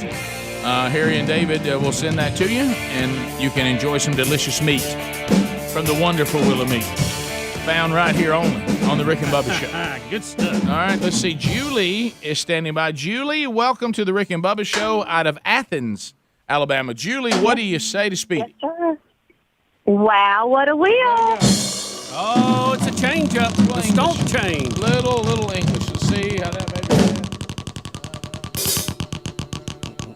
Oh, look here. That's good right there. Go! T-shirt. Wear it. Any Rick and Bubba T-shirt you want, Julie, from the Rick and Bubba store. So if you already know, which one you would like, whether it be Rick and Bubba University, whether it be Rick and Bubba University alumni, maybe it's the one with the big logo on it, maybe it's Jesus loves you and I'm trying, maybe it's common sense is a superpower, maybe it's can't have nothing. There's a variety that are available. So tell Harry Murdahl which one you want and what is your size, and we will ship that right to you. All right, thank you. No, thank you very much for listening to the show. One more. One more. My goodness. Let's go to Jeremiah. Tell me about the fire. Jeremiah standing by. Jeremiah, how are you doing, buddy? Good. How are y'all? Good. What do you say to Calvin Speedy Wilbert? Wow, what a wheel. Let's go, Jeremiah. Well, that's a big spin to end on right there. Jeremiah, tell me about the fire. It was a big one. Up in your bones. I want to know.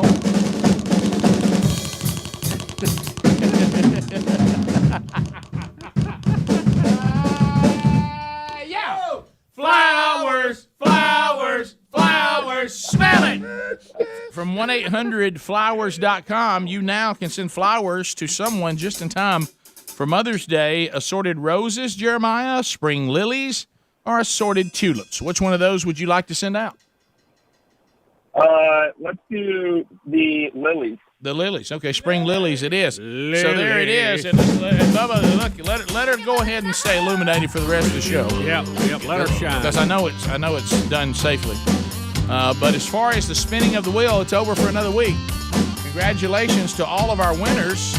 Really, only had Henry the horse. Everybody else won. So congratulations to our winners. We'll do this commercial break, and the Rick and Bubba Show, Lord willing, will continue. Rick and Bubba, Rick and Bubba.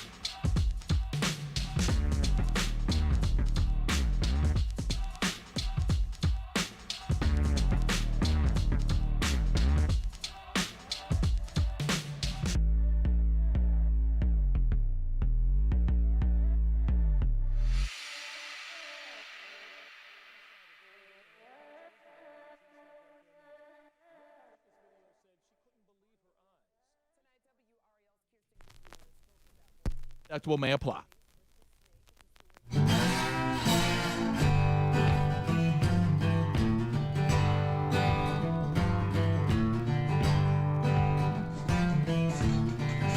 $22 past the hour of the Rick and Bubba Show. How about you? Thanks for being with us today. And congratulations to the winners on the wonderful Wheel of Meat. It's put up for another week, so it's gone. By the way, I had a little dilemma yesterday. So, there's certain things you shouldn't do when you're like really, really hungry. Number one is what? Never buy groceries. Yeah, don't shop when you're hungry. Never. Right. No. I'd like to add a new one to the list. You talk about getting inside a dilemma. So, at our church, a woman just had a brand new baby, making baby and child, number 6 for this family. Wow. And so, everybody does the sign-up list, and Sherry got us on to deliver food to them last night.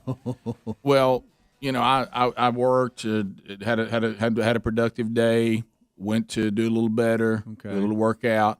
And so after that, I hit the shower, and then I'm in charge of picking up the food because we ordered food from somewhere, and then picking her back up, and we go deliver the food. Okay. Now there's a new baby in the house and all that because you just drop in the food and go in. You don't want to be up and overstay or anything like that. Let me come in. A little gift for the baby and all that.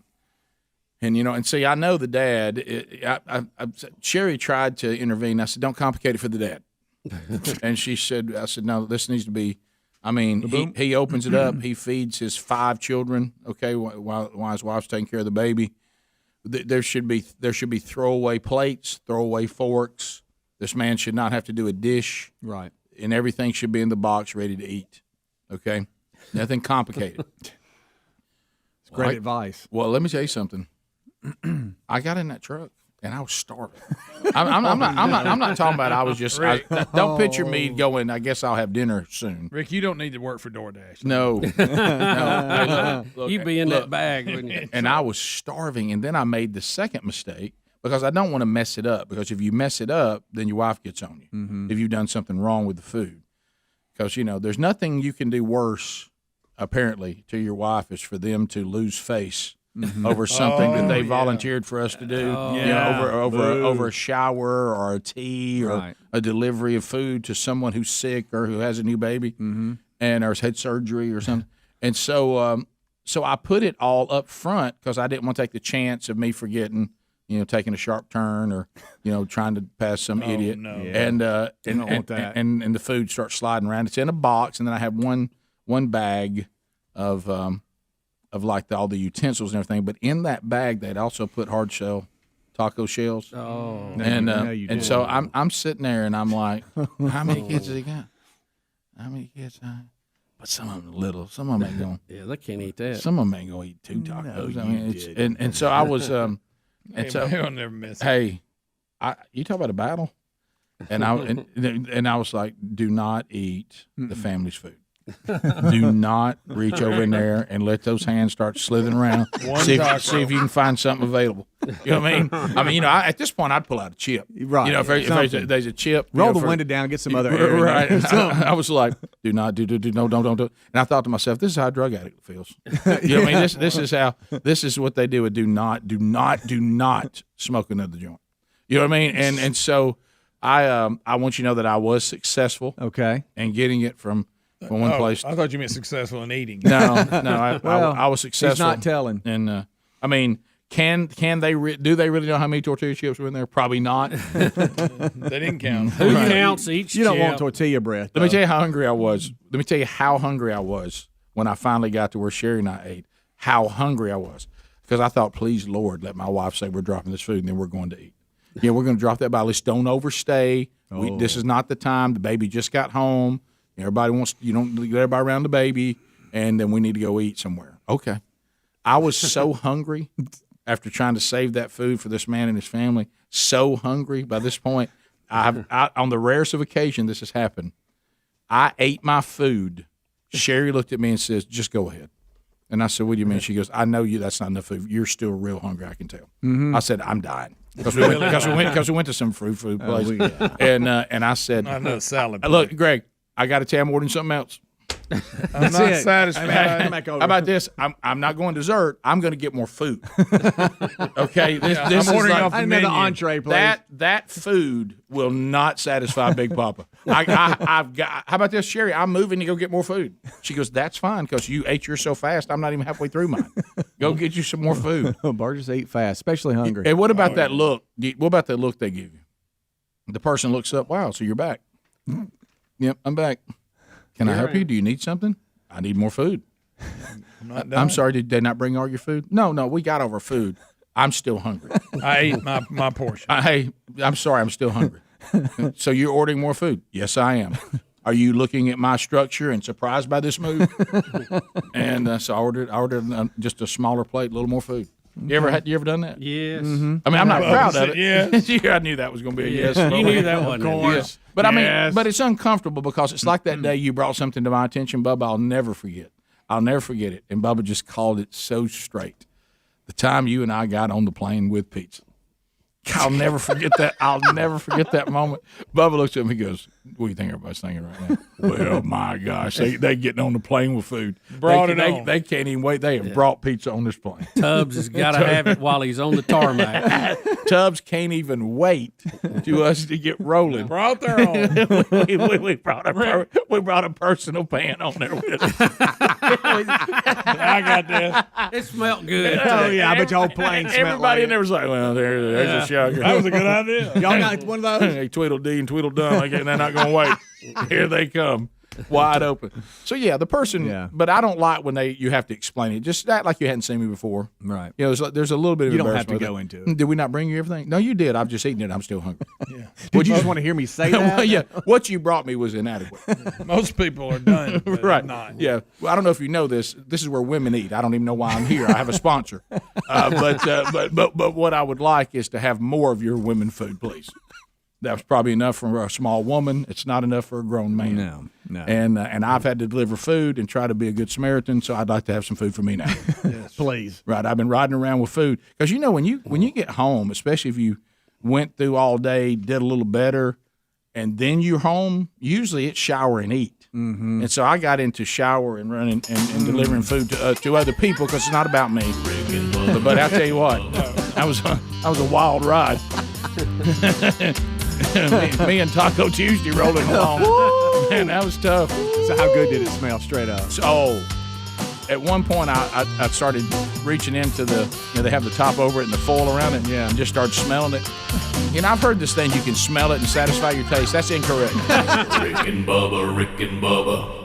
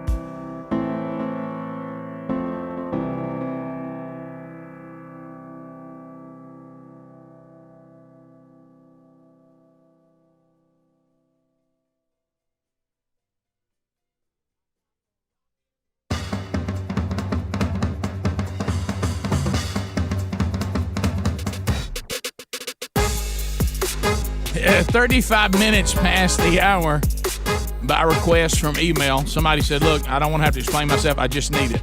Please give me the Tom Landry drop. Done. You would think we'd ask him to do it again. We just couldn't. Could we? No. That was gold. We were scared to ask again, right? It's Tom Landry. Thank you, sir. Okay, so TheraBreath products, I've got them in tow as do the rest of the guys here on the show. If you suffer from a smelly mouth and you think there's nothing you can do about it, you can get this fixed easily just by using the great products from TheraBreath. Have you noticed people backing away from you when you talk? Hey, give me a little room here, buddy. Maybe a family member making a comment about the breath. Maybe you're a friend of Greg's. If you've got snake breath, Greg's made that perfectly clear. So if you would like to make a move to do something about that and have just overall better oral care, it is important, and freshness in your life, then why don't you use the TheraBreath formulas that were developed by Dr. Harold Katz. He's been on the show many times, and you will love these products. And you can find them all by going to TheraBreath.com. We use them. We love them. Tell them that Rick and Bubba sent you. There'll be some samples you can get there, also some coupons to save you some money. So you go to TheraBreath.com, or you can go to rickandbubba.com. You can find them linked there under the sponsors button. Wacky world. How bizarre. How bizarre. Well, look around the wacky, Ooh, baby.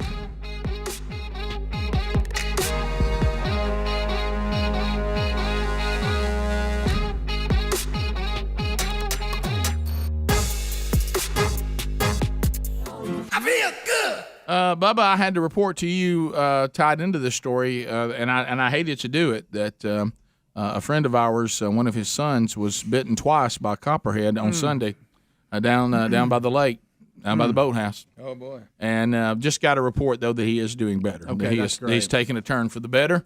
Copperhead got him, and so he's in the hospital. Was he walking by? Did he step into it? Step on it. Oh, own it. I step on it. I step on it. Oh, I don't step on it. Yeah, and said they thought it was a juvenile, but it bit him twice. Had to be rushed to the hospital. Has been spending time in ICU, but is recovering. Wow. Copperhead. There you go, Bubba. You know another one now. Mm-hmm. Now that's another one added to your list, Bubba. You know, Several. Greg says nobody knows been bitten, so. Yeah. So, several. Yeah, it was the. So now, Bubba. Several. Now, we think this may be Satan himself, since he's been invited into Target, apparently, with all the things Target's been doing. And they've just told Satan to come on in. Mm-hmm. Apparently, he is there because we have a story and a package to go with it. Yes. About a snake slithering. Now, what's Apex Target mean? Is that just their whole company? Location, I believe. Apex Target? In Apex, a store in Apex, Okay. Monday. All right. Yeah, Here we go. WRAL. Here we go. Harmless, but still shocking. Like you mentioned, we're outside the Target in Beaver Creek Commons where that snake was found this morning. Now, a team member says they believe it might have come in on a cart like this on the bottom or found another way to slither its way inside. Bubba, I'm sorry about this. Bubba. This is not something you typically find on the shelves in Target. Bubba. A black rat snake slithering through the cans of Bush's baked beans. It was Bush's. I thought it I was knew it. A child's toy. So I thought, oh my goodness, somebody's pranking me. Where's the camera? You know, this is a joke because it was totally still. Thinking the snake was fake, Diane Dupre grabbed some beans while grocery shopping at the Target in Beaver Creek Commons in Apex. I was going to take a photo. The tongue came out. And that's how I knew this is a real snake. Alone in the canned goods section with a very unexpected guest, she called for help. I looked up and down the aisle. I was freaking out. Calmly freaking out. After getting another shopper's attention, Can't even look at this. It's, hurry. I'm telling the men to hurry. Target team members got the snake out safely and released it back into the wild. Bubba. Dupre and her husband are from upstate New York and aren't used to seeing snakes this size. This is North Carolina, and this is snake season, and there is a snake on top of the baked beans here. Experts like NC State professor Gregory Lubart tell us black rat snakes are harmless. He's not surprised it ended up in a Target. These snakes are out of hibernation. They're moving around. They're looking for food. They might be looking for mates. Despite how the snake found itself on top of the beans, Dupre tells us it's a trip she'll never forget. Pretty exciting, and a story I'll be telling for years. Well, she loves her birds, doesn't she? All right, so Bubba. Oh, I'm so Bubba, sorry. that may be the only thing that would have made that story worse for you if it was poisonous, because all the other elements were there. Oh, yes. They released it back into the wild. Oh, I know. What a mistake. Would there be Do any? you think they just say that on TV? They take it out back? Club it? probably. No. I think they're from upstate New York. They've moved to North Carolina. They're not one of us. We would kill the snake, of course. Well, the people in North Carolina did too, I think. The workers. Yeah. But they had to tell everybody it was released. They told her that to make her feel better. Because that's what she wanted, no doubt. Would there be any baked bean cans on the shelf if you saw that, or would you grab every one of them throwing it at it? Oh, I would have thrown something at it. Yeah. I tried to. Would you have wrecked that whole aisle? Oh yeah. What if you look, Bubba's just Probably. raking the cans out? Yeah. Would you have distanced yourself from that aisle as quick as possible and told somebody as you walked out? Well, I would have probably thrown something on the way out, though. Really? Yeah, probably. If you were able to open carry, would you fire into the beans? Rick. Rick, if there had been gasoline and a match, I'd have probably lit the whole aisle on fire. Called the fire department, told them what you did. That's pretty bad right there, isn't it? So you're not looking for a snake in Target. You know, really are. though, with these big box stores, especially those that sell the the big cartons of things. And we get 2 or 3 of these stories a year, but I'm shocked they don't get more because those pallets are sitting in warehouses and snakes get in there and they ride shotgun on them, get in there. I mean, really, it's a wonder we don't have more of them, considering how many's out there. The thing that I watched, and this is the part y'all missed, because you were all focused on Bubba's reaction to this story. Yes. And in a way, I'm still in that mode, but you think it's all about the snake on the beans and all that. The line in the story that crushed him the most, and you even think it's they took him out and set him free. That was the second line. Mm-hmm. It was the veterinarian. They're not. They're out of hibernation. They're out moving around, looking for food, looking for mate. That killed Bubba. Yeah, he didn't want to hear that. He's done. He won't Well, step foot in the woods Rick, again. Rick, I know that. I know, but that. just I got to to go hear in the it. woods today, so Just to I mean, hear it. I know that. So you just got to be careful. You say you got to go in the woods. Will you get out? Yeah, You probably. should ride through. Probably have Will to you? get out some. I'll be ready though.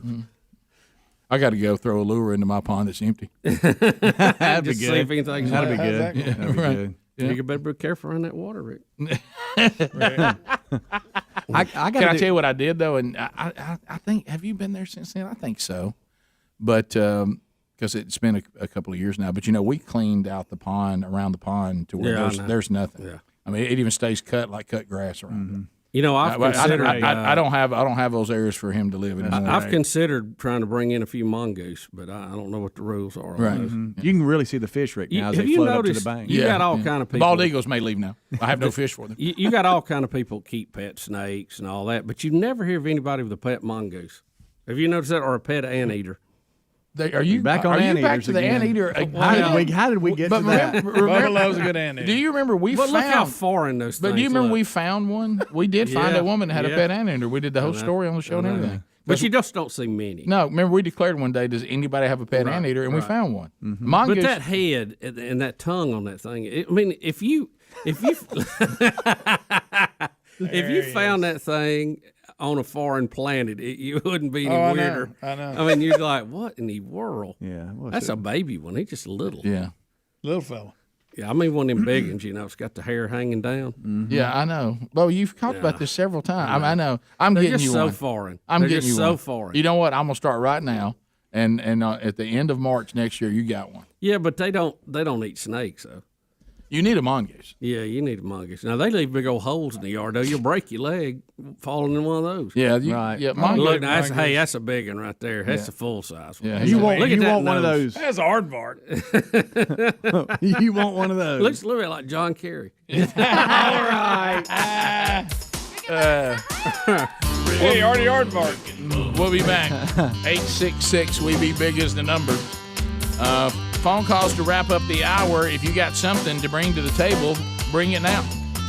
866 We Be Big. Lines are available. We'll check with you and hit any stories we may have missed today that we haven't covered that need to be mentioned when we come back. More of the Rick and Bubba Show coming up. Rick and Bubba, Rick and Bubba.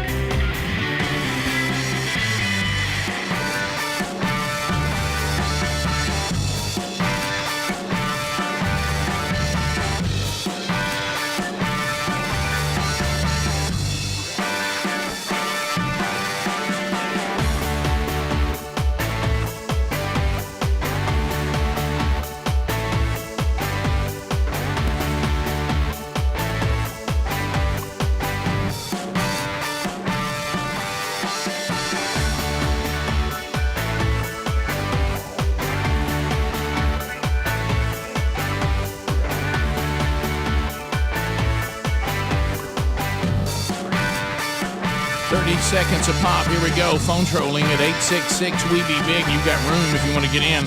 Right now, Harry Murdahl lining them up and getting us ready to go, and you can be with us now, too. Every code 212. 30 seconds a pop. Largest number of people, shortest amount of time. And there's room for you to get in as well. We start with JR out of the great state of Kentucky. JR's got 30 seconds. At the end of 30 seconds, the buzzer sounds. JR, go right ahead. Welcome to the show. Hey, what's up, y'all? I went in this house the other day, and they got one of them aardvarks with them long noses. No, they you don't. heard of the Bofa twins? No, I don't think so. Yeah, the Bofa, both of these nuts. Holla. So that's going to be every day now. That's going to be every day now. This is the thing. I should have called that.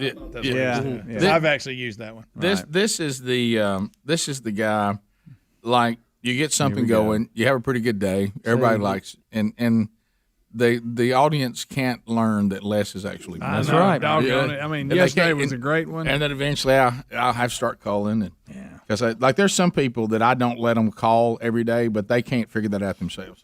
I have to. Yesterday was a walk-off. Leave it at that. Yeah, that was. Leave them right. more. And this one wasn't near as good. No. This is a different person, I think. How about, one thing that somebody asked me about the other day, we had, is it Tommy from New York? We don't hear from him much anymore. We don't, do we? I hadn't heard from Tommy. I think he's mad at Speedy. Oh, probably. Now, you just made that up. He was kind of a jerk to him. What? Craig. Let's go to. People believe you when you say. Let's go to Harold. I can't help it. Greg, no, he's not Dan Mullen. That's true. Good point. Let's So go now to you're helping, baby. Harold in Missouri. Harold, go ahead. Yes, sir. I was wondering if you knew why the Republicans hadn't put lawsuits on the border crisis. So how would you do that? What would you file? I would file on being against the Constitution. For one thing, illegal aliens breaking the law. Well, he makes a great point. Yeah, well, the point he is making that is accurate. The Constitution is supposed to guarantee us as the citizens of this constitutional republic. We were told by the federal government they would protect our borders. Yeah. We are. So he makes a point there. Harry Carey made a point. So that's that we are picking and choosing, as we've said 1,000 times. The federal government seems to want to ignore what constitutionally they're supposed to do while trying to do everything they're not really given the power to do. And then based on what they're told to do, they don't enforce some laws, which when you're, I've said this before, and I know police and law enforcement people want that discretion, but when you just say, I'm not going to enforce a law that's on the books, you become the legislature. Mm-hmm. I mean, if you don't want it to be on the books, ask the legislature to take it off the books, whoever that is. Eric in Trustful. Eric, listening to ZZK, go ahead. Green Acres, Biggin. Thanks for the call, buddy. Go ahead. Hey, guys, I work outside every day, and I've been seeing, like, I hate to tell you this, Bubba, but like an influx of just those black snakes everywhere, man. But if bushes don't get on with this and hire some people to start trapping these snakes, and cut them up, people eat snakes, and put them in the baked beans, and bushes will have a new one called them snake beans. Okay, good. Didn't they claim some people found snake head in their beans? Come find out it was set up. Yeah, to me, if you go that far to put something in the beans, don't go the trouble cutting head off a snake. No, let's not do that. Find something else. Yeah. We continue. Let's go to Joe in Illinois. Joe, welcome to Rick and Bubba. 30 seconds. Go ahead. Yeah, I was just going to let you guys know it's John, but how y'all doing? Hey, John. Johnny you're boy. right. Hey, John. Johnny. Hey, John. Hey, Johnny. From people moving out of Illinois into the southern states. I don't know if you've ever actually looked at a political map of Illinois, but Illinois is majority red. The problem is we have like 4 counties that are blue and have all the population. Yeah, no, you're right. That's not Tennessee. Yeah, that's not unique either. Don't be scared of people moving from some of these states because I think they have got the right politics. Yeah. You're saying they won't have the number. But this has got to be, to me, don't move to a state and turn it into the same problem you just left. Yeah, and what he's saying is possibly a lot of these people would not. They would be in agreement. That's why they come to begin with. Mm-hmm. But we just want to make sure. Every now and then, look what's happening in Texas. I know. You just got to be careful. Let's go to Mike in Monroe County, Alabama. Mike, welcome to Rick and Bubba. Go ahead. Got a quick joke for you fellas. Oh boy.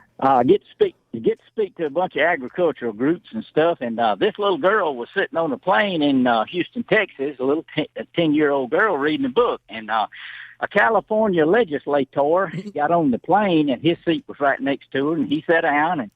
He said, you looked at the little girl, he said, these flights go quicker if you talk with your neighbor sitting next to you. So she closed her book and put her little bookmark in. She said, okay, what would you like? Oh, man, y'all ain't going to let me hear it? It's 30 seconds. I mean, come on. I forgot we were trolling. Right. He had a good voice telling us. Yeah, I know. Call back. I hate to see such a quality phone since there's so few of those now. I know. Rick, it sounded like that joke, about the parachutes. That wasn't it, but you remember that one? Yeah, oh yes. There's a lot of those. But no, there's different plays on that the parachute. Well, my favorite one I can't tell. I know you can't, Greg, and I appreciate you not doing that. Okay. There is a suggestion that we need to call this corporate Greg. This is where he writes down on important papers and just has zingers left and right, but never looks up. So you're saying we have toothpick Greg, right? And that has its own that has his own attitude. Right. He's more engaged. But corporate Greg, he's got all of his papers laid out and he's loading all of his. I'm commercials. still listening. Right. He's like he's bombing from high altitude. He's just dropping them, letting them go. Just never looks up. And, I get on my favorite one. I'm multitasking. Wait a minute. Here's a word from corporate Greg. Well, I'm in a handle goes bips, but anyway. There's another one. Let's go to. I like corporate Greg. Let's go to Clint in Montgomery, I-92 WLWI. Clint, go ahead. Hey, how you guys doing? Good. Great. You got snake problems on the farm. We used to have rat snakes, and you grab one by the tail, crack it like a whip, and their heads will pop off. Awesome. All right. That's a great. I'm trying that. Don't see Bubba following those instructions. No, I'd rather just blow them to smithereens. You can clean that up. That's good. You know what you say? Here comes the judge. That's right. Well, I understand why Rick. I understand why he feels that way. He's lost several people. Yes, he has. Yeah. You know, he's trying to adjust it to just been bit by, even though the original state was died. Right, several. I've heard of several who died. I've heard of all kinds of things. Go back to writing. Yeah, it's like a liberal hanging on every word. I know, Bubba. I'm trying to keep you on your toes. Right. Well, I mean, it was a. I just want to keep you awake. I mean, I'm not on my toes. I'm on my seat right now. That's it. Well, you better be because Betty's here. That's right, Oh, mister. You watch better out. straighten up. Boy, when Betty walks in, anytime one of the wives walks in, it's just It's a whole nother everybody story. gets up on their toes. Mm-hmm. That's right. Betty, would you be so proud of Bubba how he's doing up here? Yeah. Oh yeah. He's eating healthier. Oh, I've seen a change. Has he cut back on ketchup? Yes. He has. Oh, major cutback. He's Boy, replaced has it with peanut Yes. butter. But Oh, yeah. You got to have a replacement. Yeah. I didn't eat that much. Right. And today I only saw him have 2 helpings of bacon. Really? Yeah. That's much better. Yeah, I'm trying to get him to stretch so we don't pull another groin, at this golf tournament coming up. I'm begging him to stretch too. Yeah. Yeah. So he's got a week to get ready. He's really doing good today. Is he stretching more at home? I've asked him to. He's supposed to be. Bubba? Betty, do you feel like this golf? Do you think we're about to play one pro-am too many? I don't know. He made it through this past Saturday's he's practice ready. or whatever, Sunday's practice. So Yeah, we'll see. He's ready. It was bad though. Was it looked like I'd been dropped out of a plane. All you gotta do is make that one shot. Dropped out of a plane. That was so real. I pictured it. Yeah. So. One of those holes have to be so far. I know. They're like a mile down there. Yeah, You get 4 shots to hit it a mile. A lot of walking. You can barely see the flag. And now the pro-am's not going to let you ride carts. I'm like, wow, that seems. That's great. You talking about a last-minute withdrawal? Cart path only. Fauci said cart path only. Rick and Bubba, Rick and Bubba.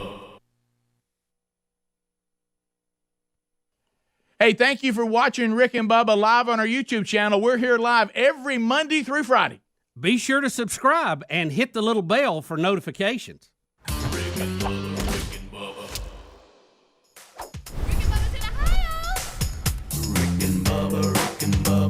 Pass the gravy, please. Rick and Bubba, Rick and Bubba. Ooh, it brings me to my knees. Rick and Bubba, Rick and Bubba. I can't start another. Rick and Bubba, Rick and Bubba. Day without 'em, brother. Rick and Bubba, Rick and Bubba. Ooh, there is no other. Rick and Bubba, Rick and Bubba. Working on their blubber. Rick and Bubba, Rick